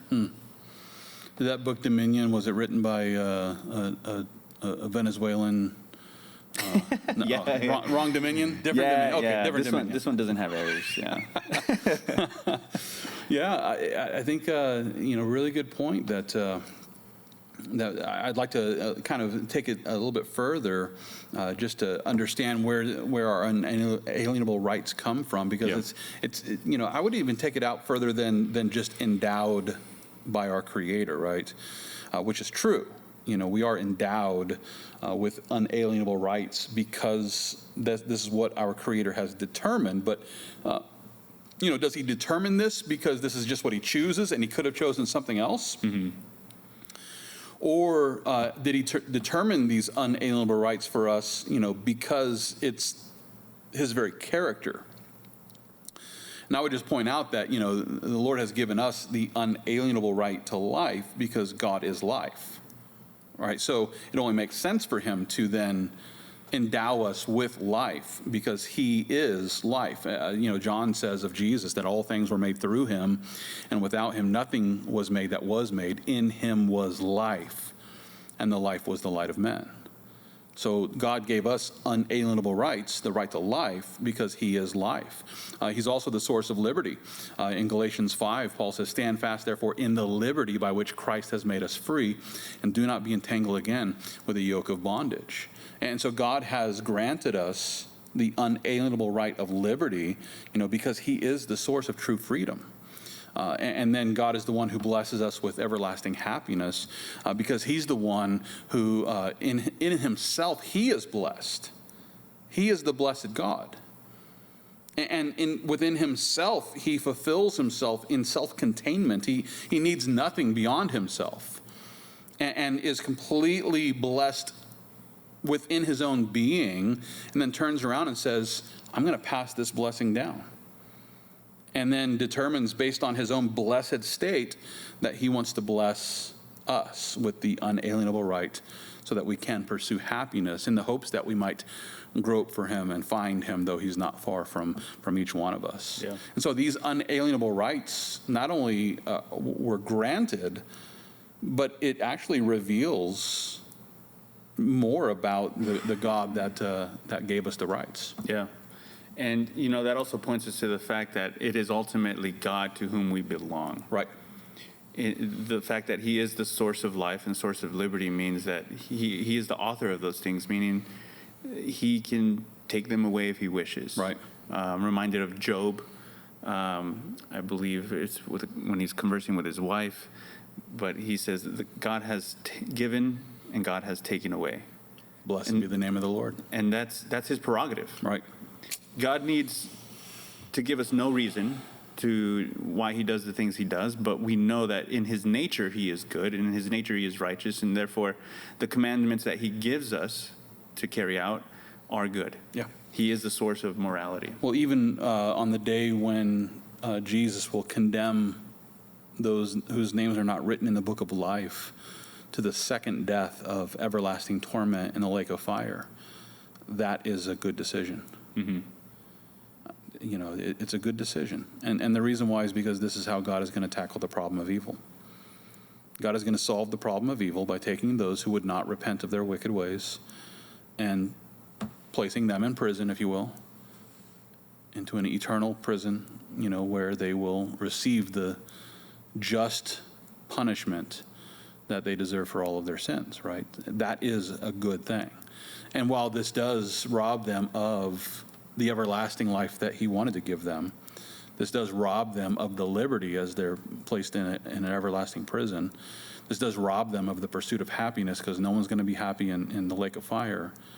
And yet, it's God's decision to take those unalienable rights from them because of their decision to reject the free gift of forgiveness that Jesus purchased there on the cross when He died in our place. Yep. Yeah. So all of these things are just kind of weaved in together in just one great story. Yeah. But that is something that we're living out right now as Christians. Again, we need to recognize how even when we consider these historical, foundational, political documents, that as Christians, we have a say in this. We have a great tradition, a great history, but also the authority to speak on these topics unalienable rights. We have that grounding. We're the only ones that have that grounding. Right. And so we need to go forth and speak these truths and convince people, look, this is what God has, this is how he's designed us, and he's allowed us to have somewhat of a new form of government that has worked out really well, and which is just in degradation right now. But now we need to do something about that. But again, all lining up within God's word. Yes. Now, I might also step on some libertarian toes here, but one thing we need to recognize also is the fact that, again, we belong to God. And so for those who want, maybe some Ayn Rand supporters here also, we don't belong to ourselves. And so whenever we are trying to influence with using political influence, we need to recognize that first and foremost, we're being held accountable to God. That's because that's where our unalienable rights come from. And so I know that there are certain sects of politics that will basically say it's the individualism. That's the Ayn Rand era. That basically it's self-interest above all. When in reality, as a Christian, we really shouldn't be thinking that way. As Christians, I'm reminded again of 1 Corinthians 12, where he talks about how we're all members, we're different members, but we make a one body, and the head is Jesus Christ. Like Voltron. Yes. I can't do the voice. I wish I could. The point is that as Christians, we always need to keep that at the forefront, that we belong to God. Right. He has purchased us. He has created us, and we're held accountable to him. And so whatever decisions that we want to make that are going to influence not only our lives, but society as a whole, we need to make sure that it lines up with our Creator's will. Yes. Yeah. It's good. Good stuff. Yeah. So I want to take a pause here. I know we've been talking for quite a while, but I do want to just remind you guys, you're watching Studio 118 on YouTube or Facebook or Austin Cable Access Channel 11. Thank you for tuning in. We're almost here at the end of our discussion and opening it up for Q&A. And so we invite you, jump on the live chats, send in your questions, anything related to what we've been talking about tonight, about unalienable rights, Declaration of Independence, American Revolution, all that sorts of stuff. Where do our rights come from? We'd love to respond and have a good conversation with you all. So jump on the live chat, send in your questions. If you want to call in your question, you can. It's 512-576-5433. We'll queue up your question. Again, I just want to remind you, we're streaming here live at Calvary South Austin in Austin, Texas, where we have in-person services on Sundays and Wednesdays, Sunday mornings at 9:15 and 11:15 a.m., and also on Wednesday evenings at 7 p.m. And don't forget, this Sunday, it is July 4th. We're going to have a special Independence Day message about the very topic we're talking about tonight, unalienable rights. And Bunjee will go into further detail about our unalienable rights and its relationship to our Creator and how we enjoy those and how we can enjoy abundant life with our Creator. So if you're interested in that, feel free to drop on by here at Calvary South Austin in Austin, Texas. You can go to calvarysouthAustin.com as well to listen to a few of our messages. And also, as Bunjee mentioned, he does a daily Word for the Day video. I believe it has its own YouTube channel, so check that out on YouTube, the Word for the Day, featuring Bunjee. So jump on YouTube for that. For right now, we're going to continue our conversation discussing unalienable rights and where they come from, just showing that Christianity is truly the answer for this. So let's continue. I know that we did want to touch on that. So we've touched on where they come from, right? I think we've kind of, hammered that. It's not coming from moral relativism. It's not coming from, just brute facts about the universe. It's not being given to us by people in power or utilitarianism or anything of that sort. But it truly is coming from the source of all life, which is God, right? But I know we did want to touch on another topic, which was the balance of the Romans chapter 13 passage and how it relates to, this Declaration of Independence. And maybe you want to set the stage for that. Sure. So when you look at what happened here in America prior to the Declaration of Independence, we see, this battle happening between King George and the Brits and the colonizers here, in America, and the conflict that they were having over taxation without representation and other issues. And so here's a group of Christians. Most of them were Christians. And they're making these plans, that they're engaging in this, revolution, this war, with the Brits. And then the question is, well, how do they square that with Romans chapter 13? Yeah. You have that text open? Yeah. Let me go ahead and read it. So this passage is Romans chapter 13. It's the first 7 verses of that chapter. And here Paul writes, "Let every soul be subject to the governing authorities. For there is no authority except from God, and the authorities that exist are appointed by God. Therefore, whoever resists the authority resists the ordinance of God, and those who resist will bring judgment on themselves. For rulers are not a terror to good works, but to evil. Do you want to be unafraid of the authority? Do what is good, and you will have praise from the same. For he is God's minister to you for good. But if you do evil, be afraid. For he does not bear the sword in vain, for he is God's minister, an avenger to execute wrath on him who practices evil. Therefore you must be subject, not only because of wrath, but also for conscience sake. For because of this you also pay taxes, for they are God's ministers attending continually to this very thing. Render therefore to all their due, taxes to whom taxes are due, customs to whom customs, fear to whom fear, honor to whom honor." So it seems that he's basically letting the early church there know that, hey, just obey government. Don't try to cause some sort of revolution or usurpation, but they're there for a purpose. Right. And so don't try to cause ruckus and stir things up. Yeah. You're going to set a bad example. Peter also weighs in on this, 1 Peter chapter 2. "Submit yourselves to every ordinance of man for the Lord's sake, whether to the king as supreme or to governors, as to those who are sent by him for the punishment of evildoers and for the praise of those who do good. For this is the will of God, that by doing good you may put to silence the ignorance of foolish men, as free, yet not using liberty as a cloak for vice, but as bondservants of God.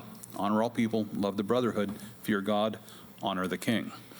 So a very similar language, to what Paul was writing there in Romans chapter 13. And while Peter was writing to those of the dispersia, which is the Jews that were scattered all throughout the world, Paul was specifically writing to the church there in Rome under Emperor Nero, who was just a vicious tyrant. And so there's 2 different contexts that are, of people who are receiving the same basic encouragement, which is submit to government, do what's right, and be good citizens so that you can focus on the Great Commission and leading people to Jesus, right? So then how do you square, these clear instructions found in the epistles with the actions of these Christian leaders here in America back during the 17th century? And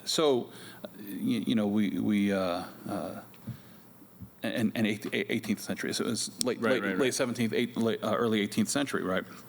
So how do you square these events with the scriptures? Were they disobeying? Were they disregarding the word of God?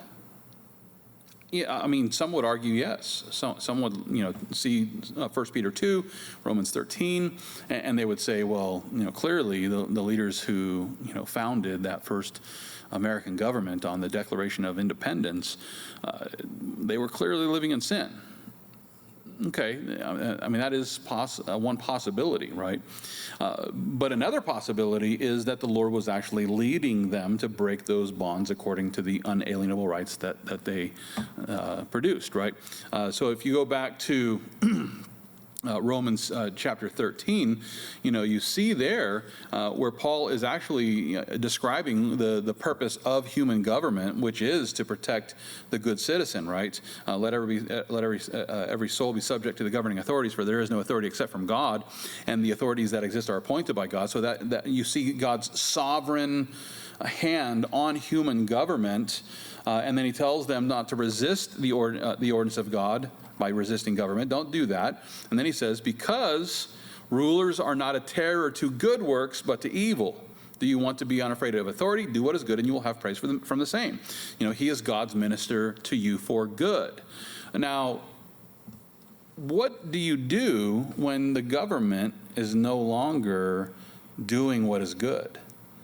What happens when the government is punishing the good and rewarding the evil? Are they still in line with the will of God? And you could make the argument that, King George and his government, was far down that road of no longer leading in a way that was pleasing to God, and that God led the founding fathers of America to rebel, to break those bonds according to the unalienable rights that allowed them to pursue life, liberty, and happiness. In the same way that in the Old Testament we see kings being raised and brought down. Sure. A lot of them were brought down because, they made altars Yeah. in the high places and whatnot. Daniel tells us in his book that, God is the one who changes times and seasons. He's the one who raises up kings and brings them down. Nebuchadnezzar confirmed it. The king of Babylon confirmed that, yes, God is the one who raises up kings and brings them down. So, we certainly see different ways that happens. Is it always wrong to rebel against the government? No, it's not. We see many situations, where Christian leaders in the New Testament are taking a stand against authorities. I think about when the apostles were arrested and brought before the high priest, and they tried to, basically scare them into the cessation of spreading the gospel. And Peter is like, we're going to obey God, not man. So when there's a conflict between what God is saying and what man is saying, when that conflict is there, the Christian is called to obey God, even if it means rebelling against government. So that's not me calling for insurrection. That's not me, saying that this is the time to do such a thing. I'm just saying that, biblically speaking, that when the government is, leading in such a way that is in conflict with the will of God, God inevitably is going to raise up leaders to bring down that sinful government. And he can use various methods also. Sure. Right? He can just bring their plans, supernaturally to brought down to the ground so that they don't accomplish whatever they're set out to accomplish. And we also see examples like in the story of Jonah, where a government receives the rebuke, repents, and then God relents of the destruction that he was intending to bring upon that nation. So the leader of Nineveh, he immediately repented once he heard the warning of Jonah, repented, called for everyone to repent, called for even the animals to sit in sackcloth and ashes as a sign of repentance. And then God relented of the destruction that he intended to bring upon the people of Nineveh. So we certainly see that, hey, a government can turn things around too, before, God, brings in the, brings down the hammer, so to speak, But when we look back to the initial Congress and the leaders that founded our nation, I don't think that they were in conflict with Romans 13. I don't think that they were in conflict with Peter. I think that they were doing what God was leading them to do in response to King George III and his tyranny. And that the establishment of America was according to God's plan, not only to reach Native Americans with the gospel message, but also slaves that were coming, from Europe, from Africa. I believe that this was one of God's ways of bringing the gospel to people who would have never heard it. Think about that for a moment. We tend to think about what happened to the Native Americans in only negative terms. We tend to think about, the slave trade of Africa in only negative terms. And, without wanting to sound like I'm, yay, slavery and these sorts of things. Now, I'm definitely not saying that. But can God not work in evil things to accomplish his good? Of course he can. And so I think about, all of the people of color who came to know Jesus Christ as Savior, because of the evil slave trade. And Native Americans, including in my own family on my father's side. Native Americans who came to know Jesus, because of the Europeans who came over bringing the Middle Eastern gospel message of the Lord Jesus Christ. So God works in all of these things for his glory. And so it's important that we not get caught up in all of the, social issues of the day while we look for, tyrants and victims, in every racial group and try to, show our anger of what happened here in America and these sorts of things. It's like you can get caught up in the details and you can fail to see the forest, for the trees, right? Listen, we have a sovereign God who knows the beginning from the end, and he's working all things together for the good of those who love him and to those who are called according to his purpose. He made from one blood all the nations of the world to dwell on all the face of the earth. He's the one who predetermined the times and boundaries of their habitations, including the foundations of America and how it was formed, by the founding fathers. He's the one who had his hand on all of these things. He's the one who allowed Christian missionaries to come over and evangelize Native Americans who were here. He's the one who allowed the slave trade to take place, so that people of color, could come and hear the gospel message and be saved. So let's all just realize, that God is working all things together so that people might get saved, trust in Jesus Christ, get saved, and end up in heaven rather than being cast into the lake of fire. Yeah.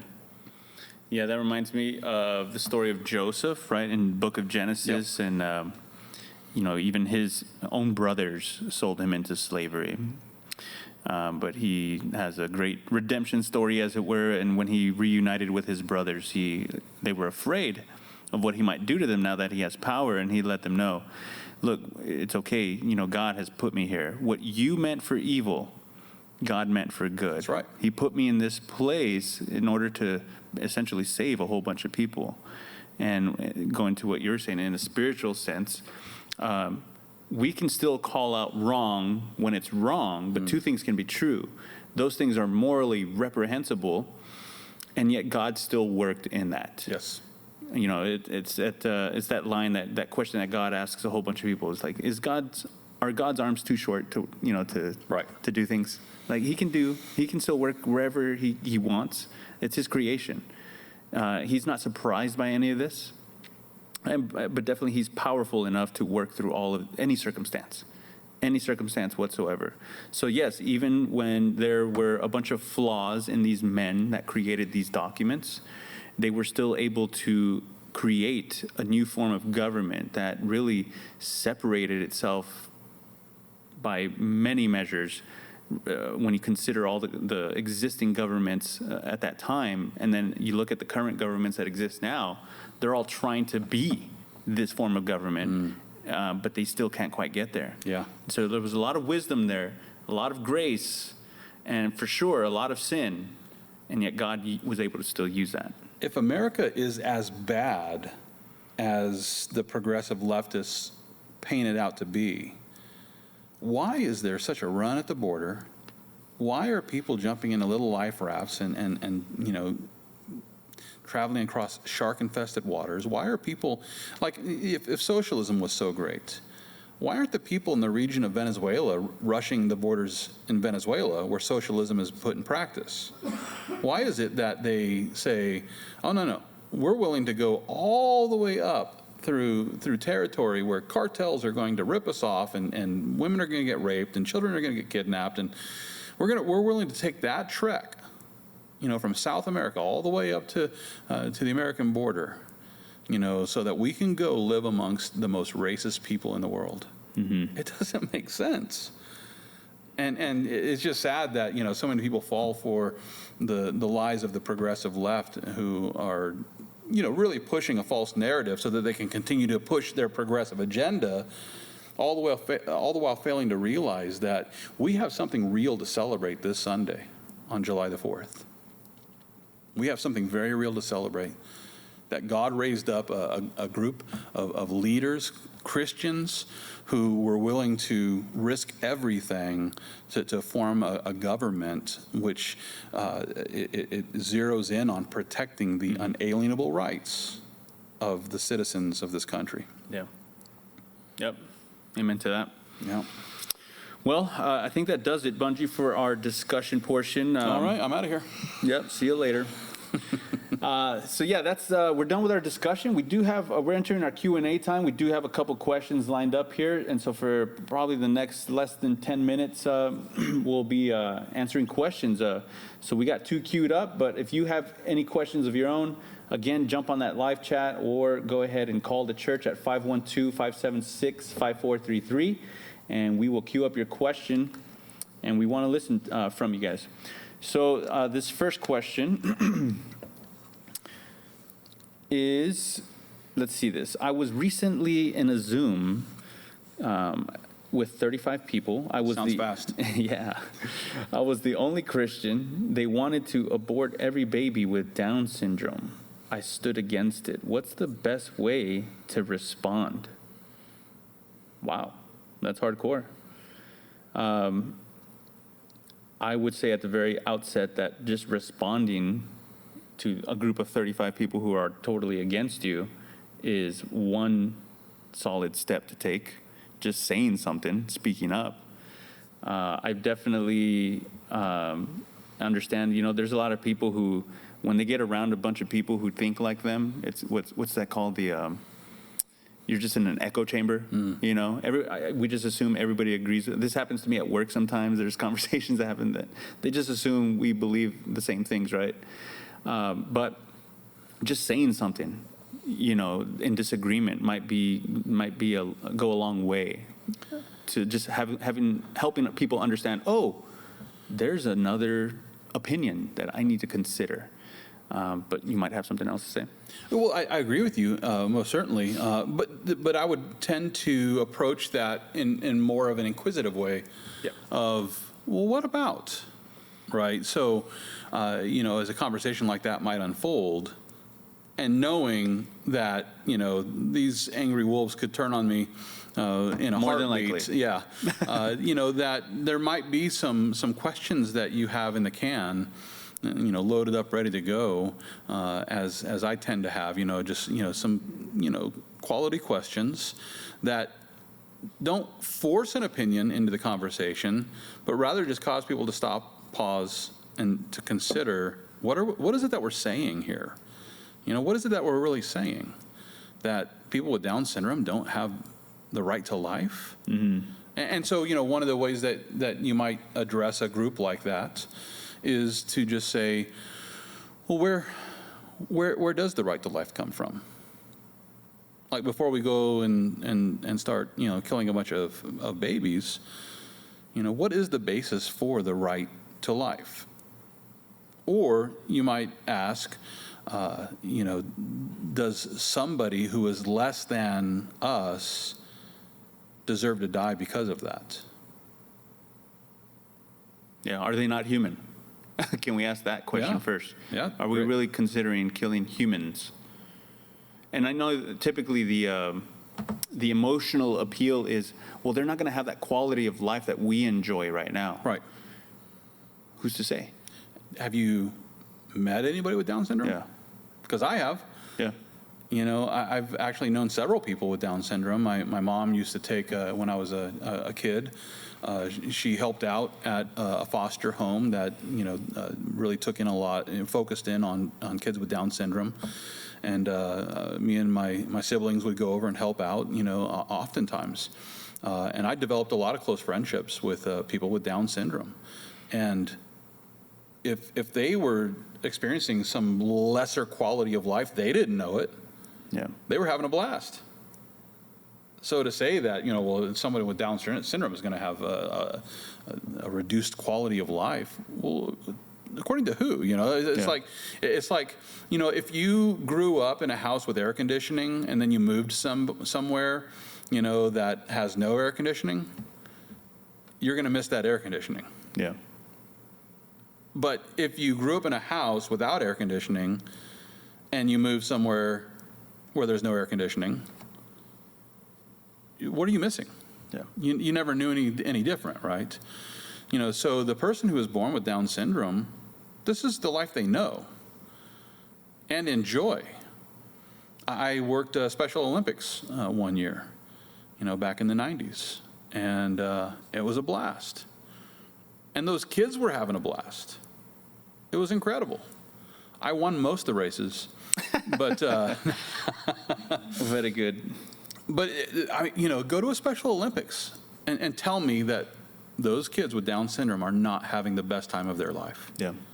They are. Now, just to back up, right? Even so, even if they did not have the quality of life, even if they, let's say a kid was just in pain for a good amount of their life. Sure. That still should not give us the right to go and tell them you don't have the right to live. That's right. Right? Yeah, and so outside of the womb, because we're talking about abortion there, and one of the things I would bring up about that is that a diagnosis, with a child in the womb might not remain that way, or there's certainly situations where a child was diagnosed in a certain way, and then the birth took place, and it turned out that that wasn't the case. Yep. That there was a misdiagnosis, or so what if that mother would have aborted that baby and there was nothing wrong, right? Yeah. So you got to be careful with this, abortion process, especially like, the people who want to say that, well, for the life of the mother, if the life of the mother is being threatened, then abortion needs to be available, right? And most doctors will tell you that that's never really a situation anymore. There was a day and an age where that would have been, a real situation. But with medical advancements and technology, rarely is there a case where the life of the mother is actually at risk. And if it comes down to medicine that might kill the baby, well, you give the mother the medicine and pray that it doesn't affect the child. But if the medicine does affect the child, well, that's not an abortion per se. That's taking care of the mother, making sure she doesn't die of cancer or whatever the case. And if it negatively affects the child, that's accidental, not intentional, as abortion is. Abortion is intentional murder. Whereas, giving the mother medication that could affect the child, that's not intentional taking of life. But then back to the point that you were making, as far as like, so somebody is in a hospital bed and the quality of life, they're a vegetable, whatever the case. Yep. The thing that I would say about this is that I don't believe in prolonging life with technology. I don't think that's a requirement.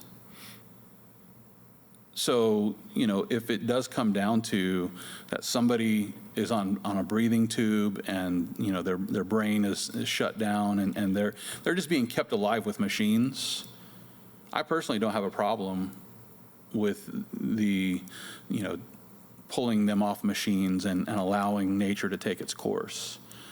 I personally don't have an issue with that, and I've counseled people in the hospital to that very end.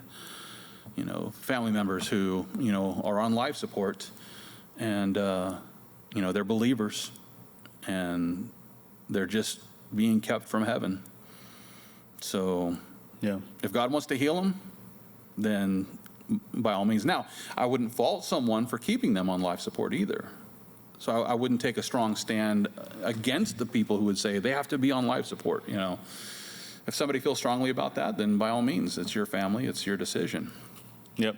But I personally don't think that that we have to prolong life just because we have the technology to do it. Yeah, I understand. Well, for that questioner, first of all, we're gonna pause in a little bit. We're gonna continue our Q&A session after a little break. I have to sign off from Cable Access Channel 11. Stay on YouTube and Facebook. We'll catch you on the flip side. Take a break. All right, we're back. Thank you for sticking with us. We got some good questions here, so I wanted to make sure that we devote some time to them. Again, you're watching Studio 118. Thank you for sticking with us. We had to say bye to the people that were watching on Austin Cable Access Channel 11. Hopefully they were able to tune in here on YouTube and Facebook.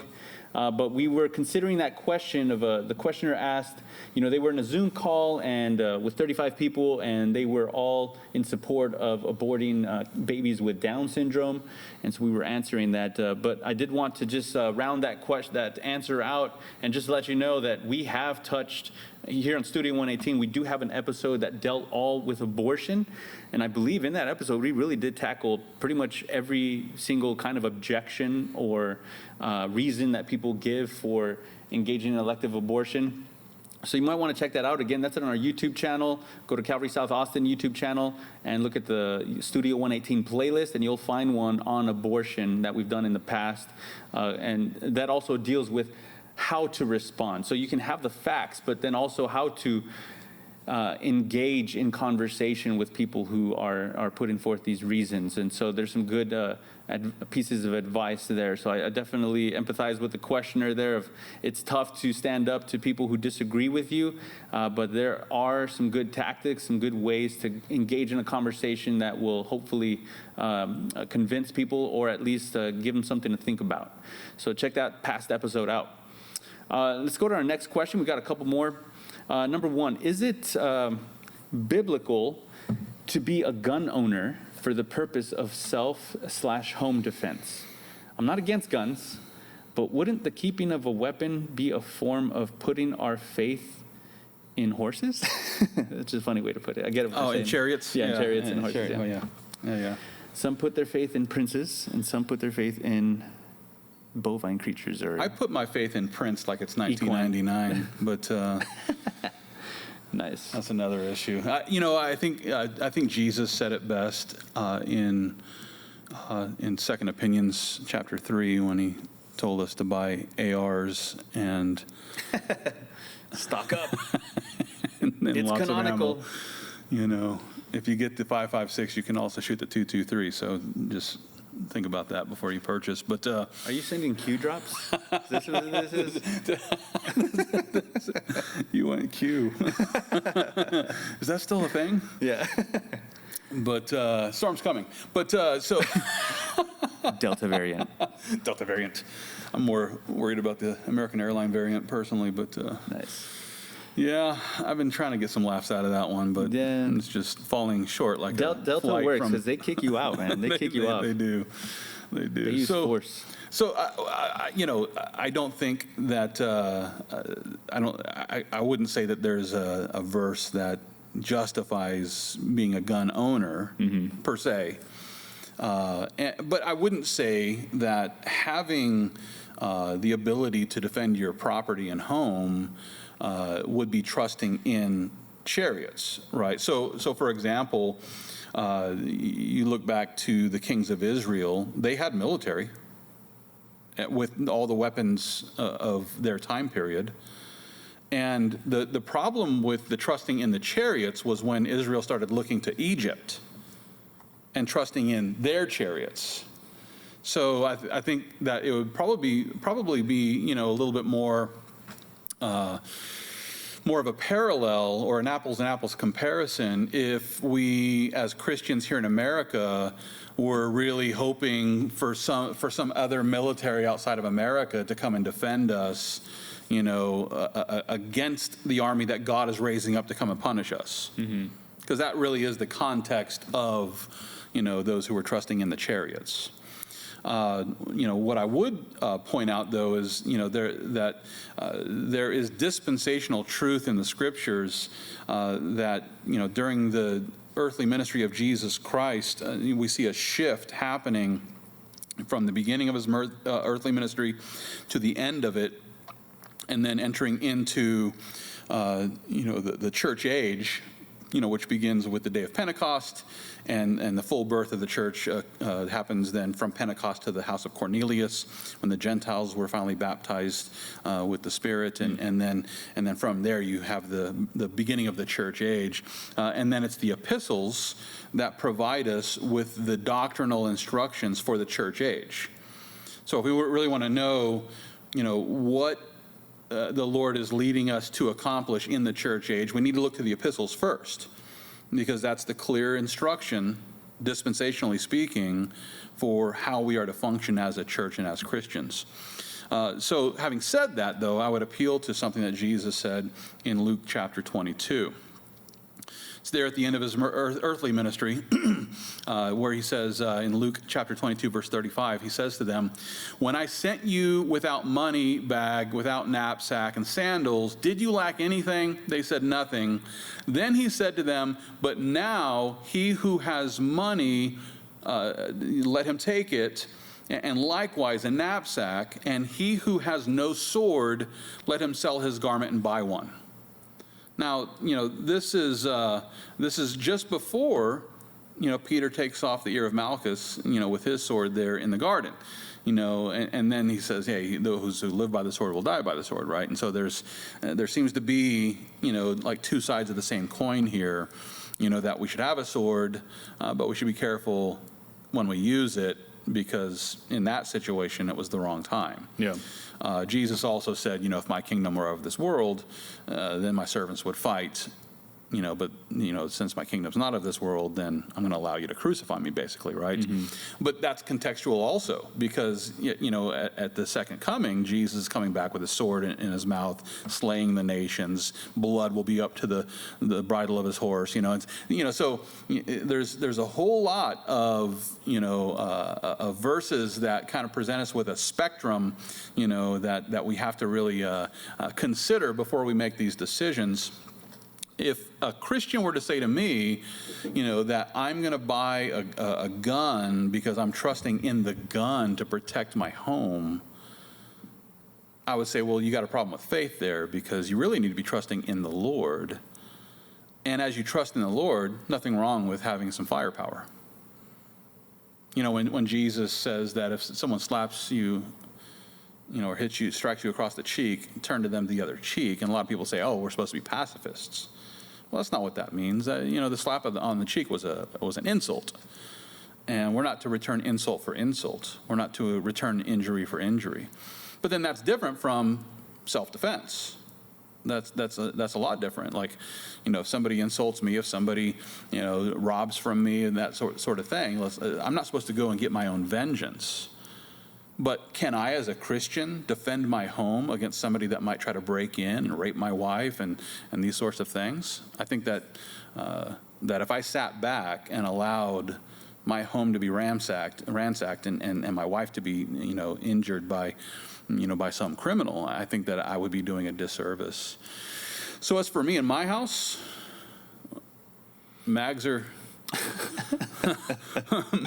loaded. Yeah. It's like I don't want to start none, but I'm not going to sit back and allow criminals to have their way in my house. Yeah, and I think that's usually the rub. From what I've seen, that people who are usually averse to guns in general, that they have this picture that when you have a gun, it's kind of like you're like Yosemite Sam, just shooting off everywhere all the time. Or that you just use it willy-nilly, and just having it on you is a form of intimidation even. But that's usually not the case, at least from all the gun owners that I know. Right. They understand the power that they're wielding, and they understand the responsibility that they have in order to protect themselves first and foremost, and then to protect others if it ever comes to that. Yep. Definitely, I don't see any contradiction there. I don't think Christians should trust in guns, but I don't think there's a problem with Christians owning guns. Yeah, got it. So the next question there is related to, you kind of touched on it already, is there a biblical basis for pacifism? And here specifically, refusing to serve in the military, which is very interesting. So you touched on turn the other cheek, Yep. But that was returning insult for insult. Now I do know so I've seen both. I've heard accounts of Christians who explicitly, because of their faith, it is their faith calling them to go and enlist to defend their country and the ideals that it stands for, because they're Christians. Right. But I've also heard the other spectrum, because of their Christian values, it has called them to withhold. Yeah. to stay out of that? Yeah, I think that every Christian should recognize first and foremost that the Great Commission is our calling. The ministry of reconciliation is what we're called to accomplish, to go into the world and reach unbelievers with the gospel message. I think that needs to be our commitment, whatever we do, like whatever occupation, whatever, wherever we go, whatever we do, whether we're on vacation, whether we're, at work, whether we're abroad, whether we're here in the States, I think we need to remember always that, we're called to be the light of the world as we shine the light of Jesus Christ on the lives of the people around us. So having said that, can a Christian feel the calling of the Lord to go enlist and be a part of our American military? If that's what the Lord is calling you to do, by all means, you should. I certainly believe in a biblical case for just war. Mm-hmm. We look at World War II, and no doubt in my mind that was a just war that needed to be fought. And by the grace of God, the Lord allowed us to defeat the enemy. To say that there's never a reason for war, or to sing the song "War, what is it good for? Absolutely nothing." It's ridiculous. When you look at what Hitler was accomplishing by way of murdering, all kinds of people, including the Jews, it was just to go in and crush the Third Reich. I do believe that there is a case for just war. I do believe that, Christians would do a service to the world and to our country to be a part of the military, especially as we see, the woke agenda that's in our military right now. If you want a mission field to reach people for Jesus Christ, the military seems to be a pretty good place to go and spread the gospel message of Jesus Christ. And if in the process of enlisting you find yourself, being shipped off and being, called to take up arms against an enemy, at that point in time, you'll have to pray and ask the Lord to guide you in that as well. Yeah. Yeah, and I think, again, I'll add a little bit of context, right? Because from my experience, typically when I hear somebody who's trying to promote pacifism as the way, yeah, it usually comes from a standpoint of, well, Jesus taught the golden rule, and they really concentrate on those types of verses that they elevate those above others that we clearly see that, like you said in Revelation, God, when Jesus comes back, it's coming for a final battle, right? There is battle, and there's going to be blood spilled, but these things have their context and their purpose. Now, for humans here, at least, we live in the reality that we've been placed in, and the reality is that there are wars. Now, for a Christian, yeah, I do agree that it's up to every Christian to make up their own mind and to be sure in their own mind that this is something that God is calling them to, and to not take that lightly. You don't want to be the guy who, has just a itchy trigger finger. Right. And, okay, well, the Army's a good place to kind of exercise that. And they let me shoot guns, and I'll go ahead and do it. I mean, obviously, you're doing it for selfish reasons and stupid reasons. So just war, I understand, has at least like 7 criteria that you got to really dig deep and ask those questions and answer them appropriately to make sure, is this a just war? Because war is hell, right? War is not, it's brutal. Lives will be killed. Yeah. Lives will be taken. And that's something that you have to take in consideration. Yeah, and at the same time, we have a whole history of Israel where God is calling, the Israeli army, to go and wipe out idolaters and sinful nations that are engaging in cannibalism and abortion and all these sorts of things, right?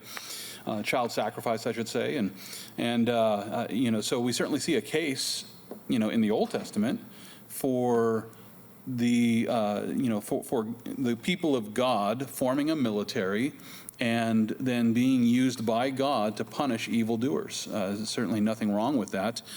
And yet at the same time, I would also say to the person who feels called to pacifism to say, well, if that's what God is putting on your heart, if that's what you believe the Lord is leading you to do, then you can't sin against conscience. That's one of the unalienable rights that we have, is conscience. The right to conscience. which is, a right to, be a conscientious objector to going to war. So I think that the Christian who says it's not right for me to do this, well, then it's not right for you to do that. But don't turn around and say that because God has called you to pacifism, that he must be then calling all Christians to pacifism, because that's not the case either. Yeah, good point. Very good. Got a couple more questions here. Speaking of machines, did we speak of machines? What are y'all's thoughts on the advancement of transhumanism and people working towards developing a digital consciousness? I think that's another show. Yeah. I have no idea what it has to do with unalienable rights, but Nice. I guess will transhumans have the same unalienable rights? Right. Like maybe that's I think so. part of the question there? I can see that. Yep. So transhumanism essentially is this movement, my understanding, right? This movement that is I see it a lot with futurists and people just kind of, how can we make the human race stronger and live longer and essentially find Borg. that fountain of life? Borg. How can we live forever, essentially? You will be assimilated. We want to overcome the natural limitations that we Right. have, right? So Yes. can we, this is where AI comes in, artificial intelligence. Can we use that to at our disposal to really find things about ourselves that will help us to live longer, become smarter and more efficient and all that? But from what I understand also is that they probably do cross some ethical boundaries there, right? In some experiments that they do. Yes. I'm sorry I'm laughing, but I'm thinking back to a funny video that we made. We did a whole show on AI back in the early O's. Okay. And so the funny video that supported the AI show that we were dealing with back then was this black scientist who creates a white robot to become a dancing robot and then realizes that this white robot ain't got no soul. Nice. Oh, it was gold. So many levels. Oh. That is good. Anyway, so, I'd be interested to see, how all this develops. I don't know that I could necessarily weigh in on the question. If the question is intended to be, will someone who is, falls under this category of transhuman, will they have the same unalienable rights that, that humans have?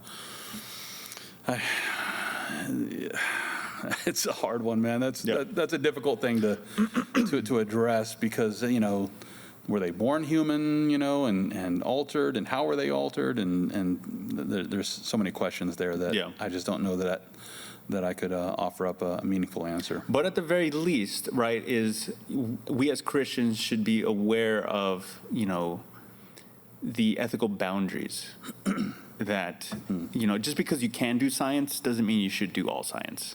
Right. Obviously, Yes. like you hear about, especially the stuff that was going on in World War II and all these experiments that were being done on humans, and just to see what happens, right? Obviously, unethical, highly immoral. Yeah. Like if we were to find out that, some evil doctor was taking American taxpayer money and using it to engage in gain-of-function research to create a virus that was so powerful that millions of people died, like that's the kind of doctor we would want to lock up forever, right? Just hypothetically speaking. Hypothetically, yep. But yes, as what I'm getting at, right, is, again, for Christians who are interested in that kind of stuff is, not only, it's not just enough to be interested and hey, did you hear about this? But perhaps, God is calling some of us to go and speak out and really bring order to that area. Yeah.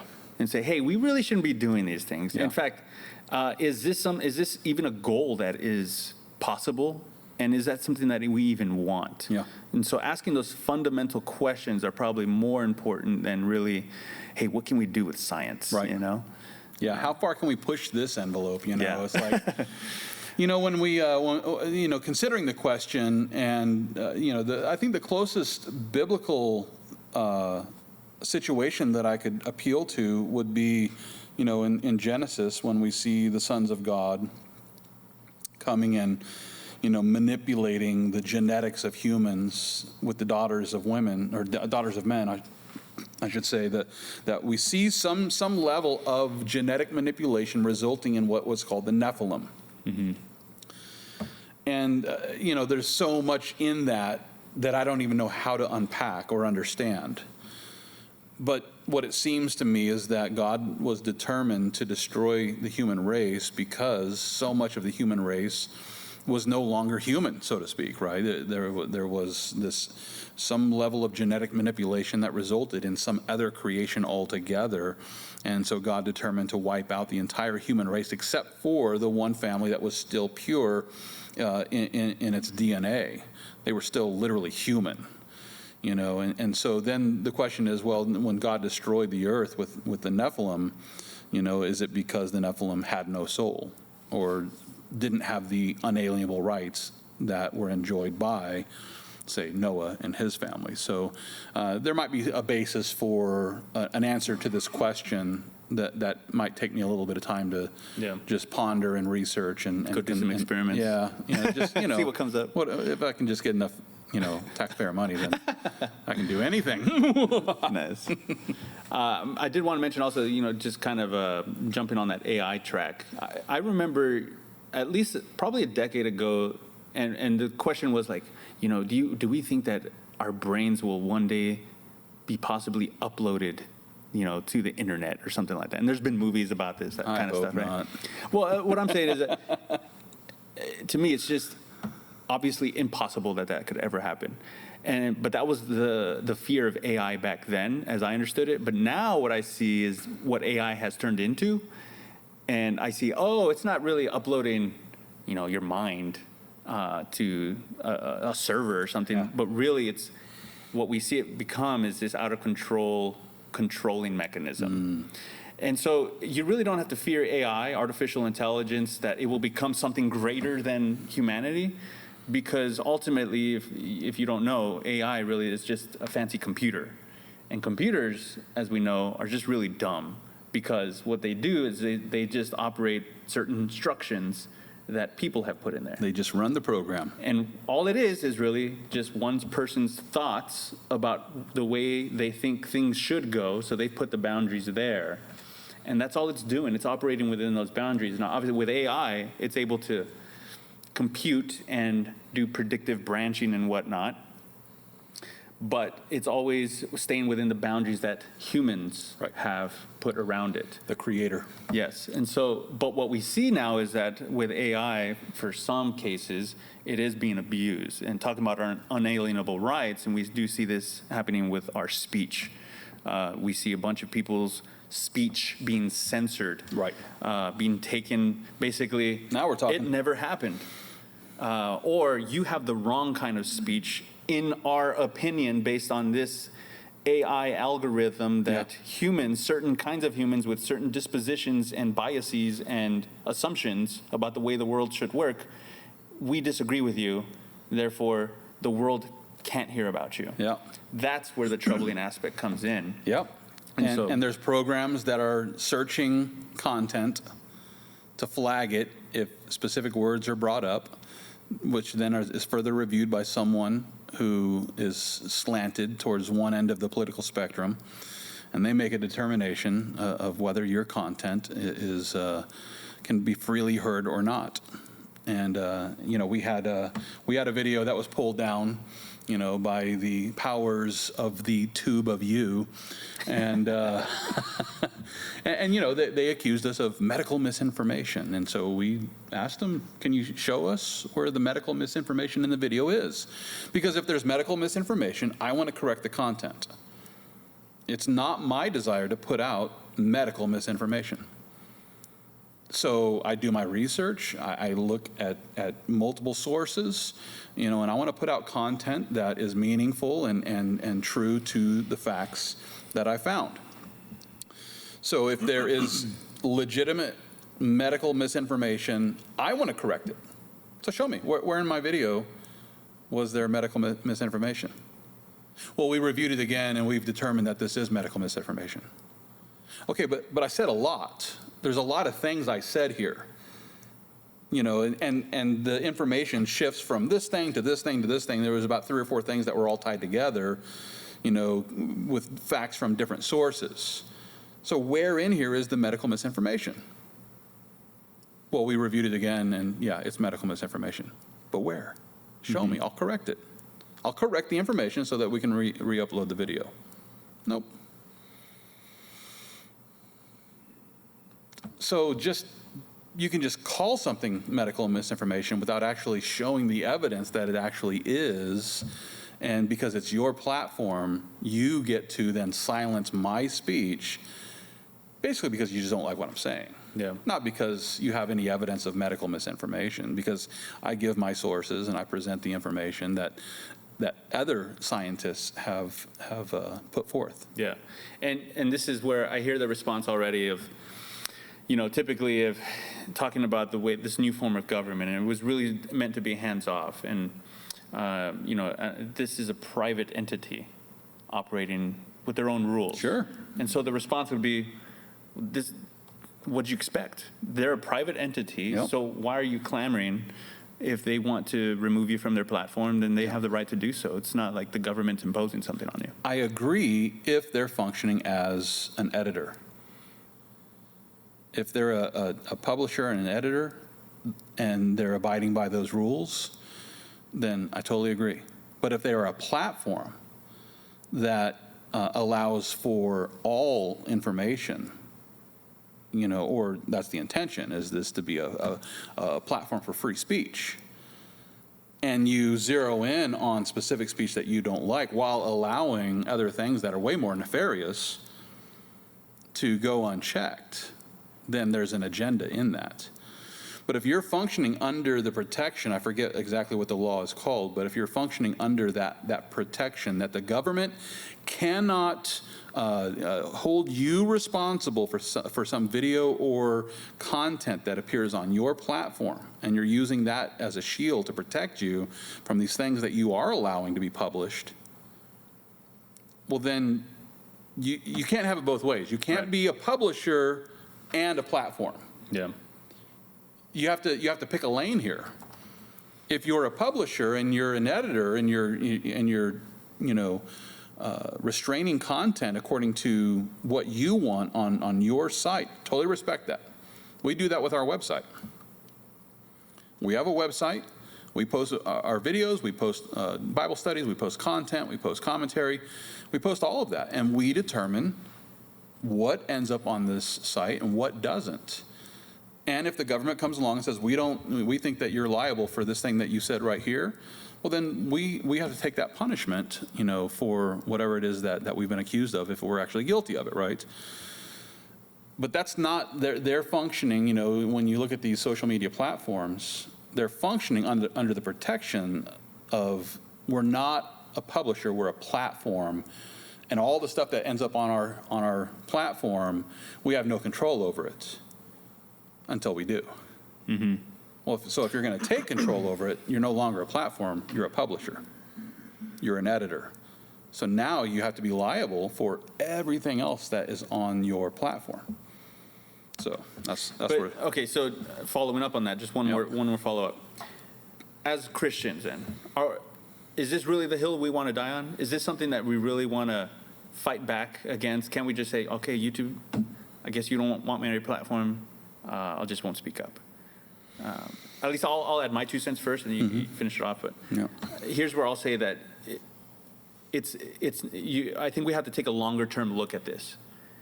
Yes, in the present, we're disturbed by what is happening, and obviously it's inconvenience that we have to go and petition. It feels like they're not enforcing their rules fairly across their entire platform. But a longer-term look at this, we see that you can definitely see a pattern of certain kinds of content that is being censored.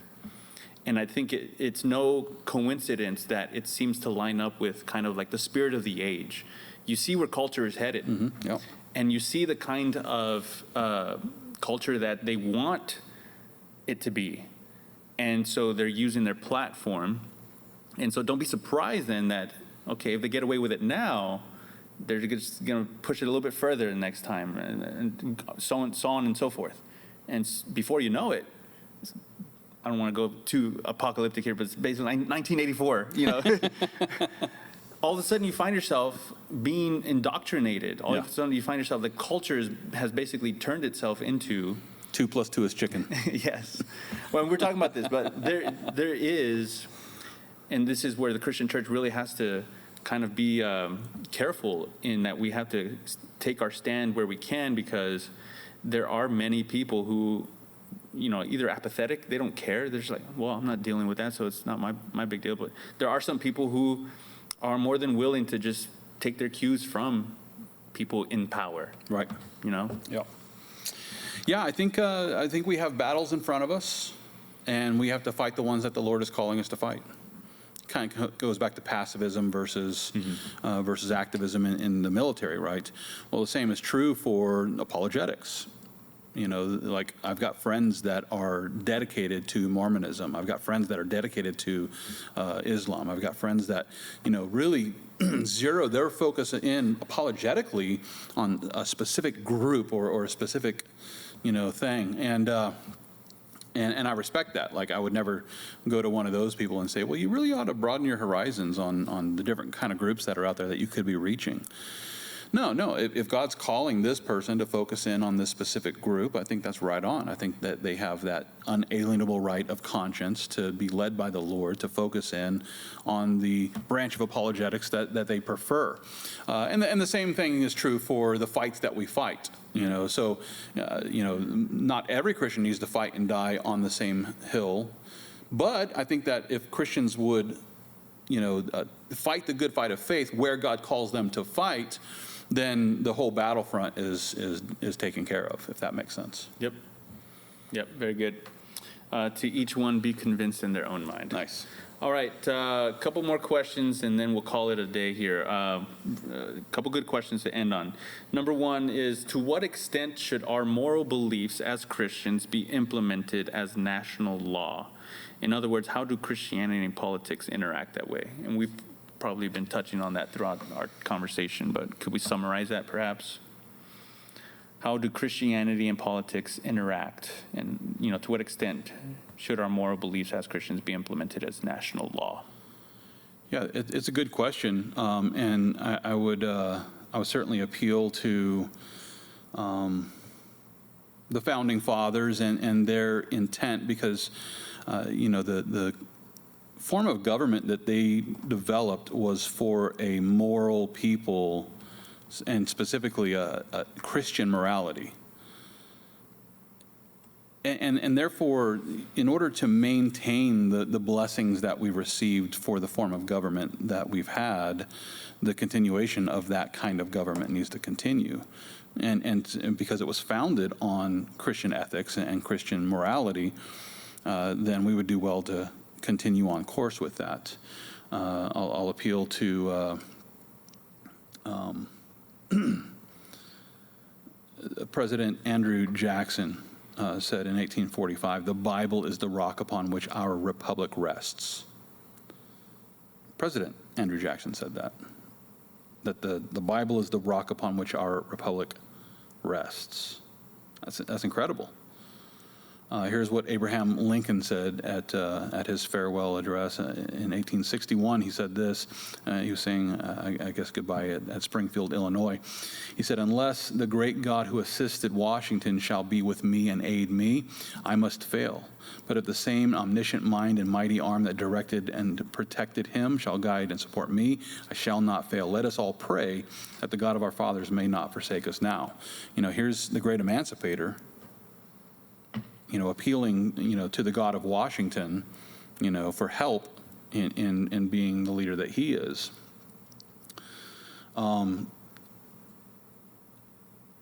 I guess, you know, what I'm addressing here is in the question, you know, what does Christianity have to do with our government, is really what's being asked, if I understand it correctly. You know, should we try to legislate Christian morality here within America through or by means of government legislation, right?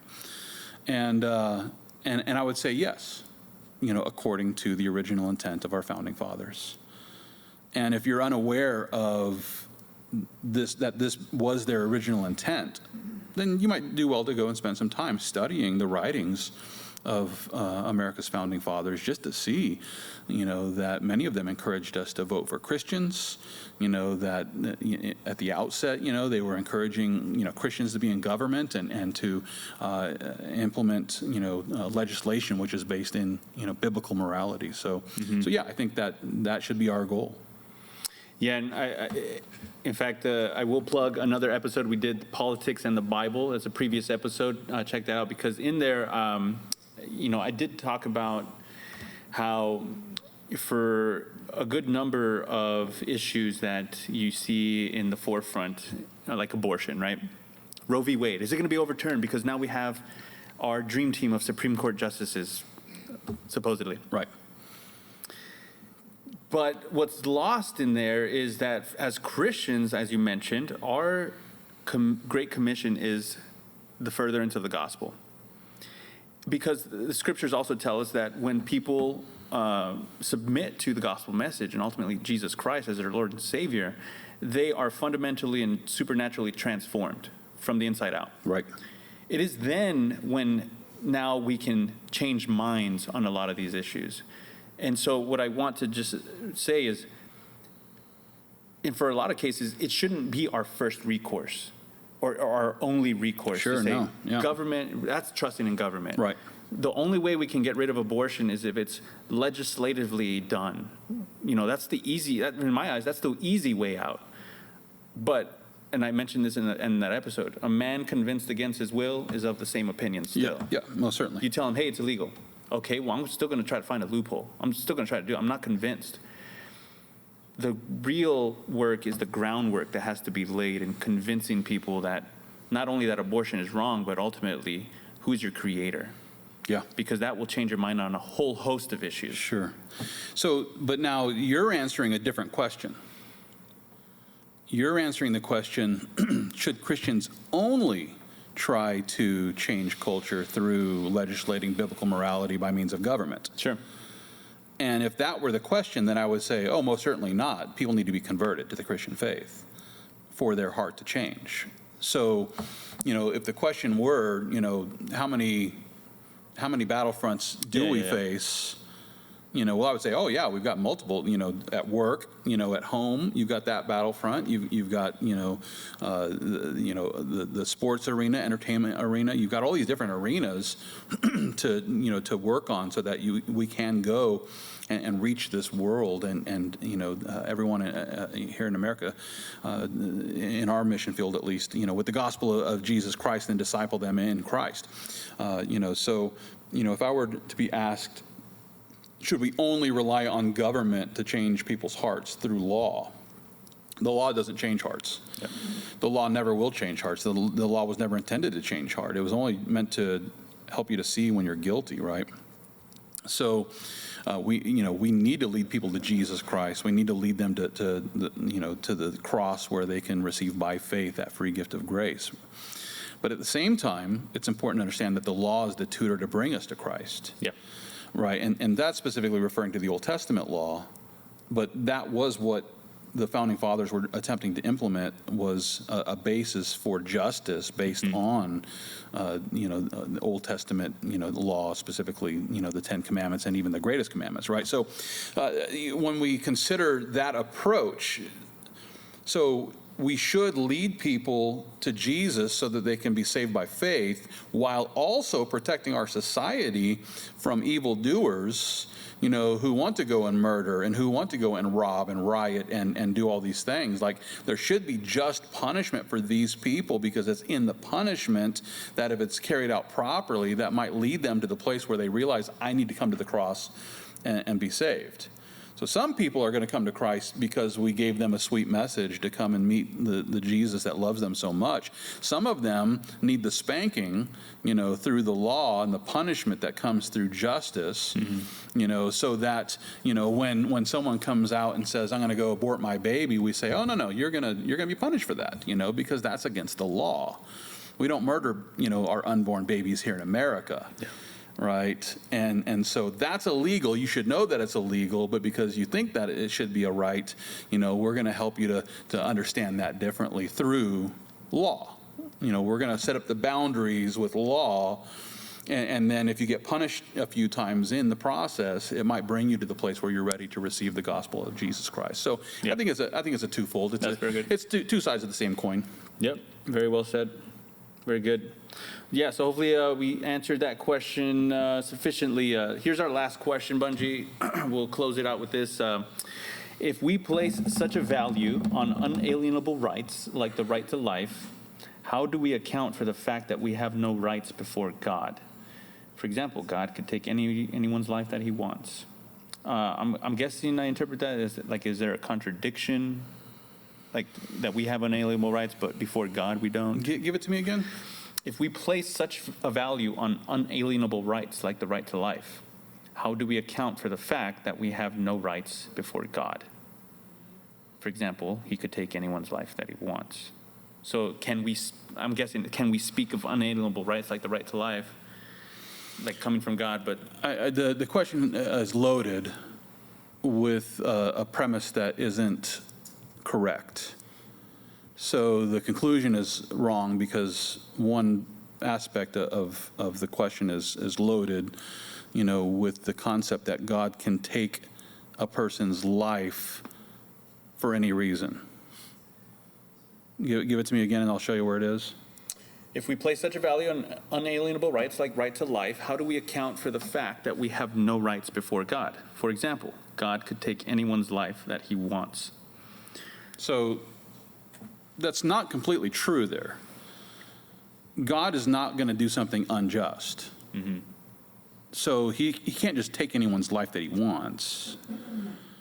And I'm thinking about life not only in this world, but also in eternity, because the reality is that we're looking towards a life eternal or a second death for those who reject Jesus Christ. Yeah. So the concept that God can just take someone's life just by some random, choice, it almost sounds capricious, like Allah, who, he might wake up one day and, be good to everyone. He might wake up the next day and be a cruel God, or, there's a capriciousness to the concept of Allah, whereas the true and living God of the Bible is the same yesterday, today, and forever, and he is a just judge and will always do what is right. Mm-hmm. So it's, if we're talking about the taking of a life as in the end of their life in this world, I would just say that we're all going to die. That's something that, Adam and Eve drilled into society, not God. So the end of our life is because we're fallen and sin brings death, and so we're eventually going to die. I wouldn't say that that's God taking a life, but rather our life coming to an end here in this world. If by taking a life, this questioner is asking, how is it that God can just decide to send someone to the second death in the lake of fire for the rest of eternity? Well, they forfeit the unalienable right that God gave them. Mm-hmm. Because God gave us the right to life, which is found in Jesus Christ, and those who are in Christ will enter into eternal life. Liberty, which is found in Jesus Christ, so those who are in Christ will enjoy liberty for the rest of eternity. And the pursuit of happiness, which is in Jesus Christ, because Jesus is the blessed one who provides us with all blessings. Therefore, the person who forfeits that by rejecting Jesus Christ has chosen for themselves to be cast into the lake of fire, and thereby forfeiting their unalienable rights that were given to them. They disregarded them and shoved them back at God and said, don't want it. I'm going to reject Jesus and suffer the consequences. So that's not God just randomly and capriciously choosing to take someone's life. Yeah. So I reject the premise of the question. Yeah, it might just be delving more into the nature of God and the fact that, moral values come from his nature. It's not necessarily that he creates them in the ether and they exist independently from him. No, he is the source Right. from which they spring from. But also, does that remind you of what is it? Romans 9, basically the potter and the clay, Oh, yeah, Romans 9. right? Like, who, does the pot tell the potter, or the clay tell the potter, like what are you doing? You know, you're not in the position as the creator. He can make any decision that he wants, but understanding the nature of God, his decisions will not be gratuitous or it won't be pointless. Yeah. They will be righteous. And so he can make those decisions to remove your life if he so chooses. It's going to be for whatever reason that he deems so. Yeah. But you can't, it's like when Job, you can't stand there and shake your fist or ask questions. He's going to just come back at you and like, who are you? You're the clay, I'm the potter. Yeah. I have that authority over you. Yeah, and you know, I would just fall back on, you know, that like God can't lie because he is truth. And God can't deceive because, you know, he is truth. And God can't, you know, hate unjustly because he is love, you know. And, you know, so, you know, when we consider God's character, we recognize that our unalienable rights flow from his character, his being. And he would never randomly just take away unalienable rights without justification. Mm-hmm. So if he does make a decision to take a life, then it's justified, you know, in the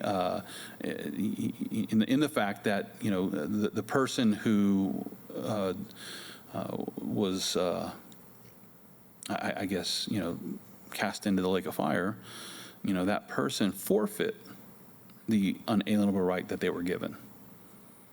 Yeah. So I wouldn't look at God as this capricious God who can just, you know, at a whim, just decide one day that he's just going to take this life, and there's no justification for it. Right. And he can just remove unalienable rights from us without any, you know, justification for that kind of a decision. No, everything that God chooses to do is just. He is the source of justice. He is the standard of true justice. And every decision that he makes is just by nature of who he is. Yep. Very good. Very good line to end on. So that will do it for this episode of Studio 118. Thank you for joining us. Really good conversation on unalienable rights. Again, feel free to, as I've been told, smash that like button, subscribe, and hit the notification bell. But feel free to share this link with your people on social media. And again, we will see you next month. We'll give you an update as to what our topic will be, but tune in. It's typically the first Thursday of the month, so we will see you then. That's August, right? That will be August. So probably going to be talking about hell. Because it's so hot? It's going to be the hottest hell show. There you go. All right, well, we'll catch you then. Until then, I'm Reuben, this is Bunjee, and we will see you the next time. Thank you.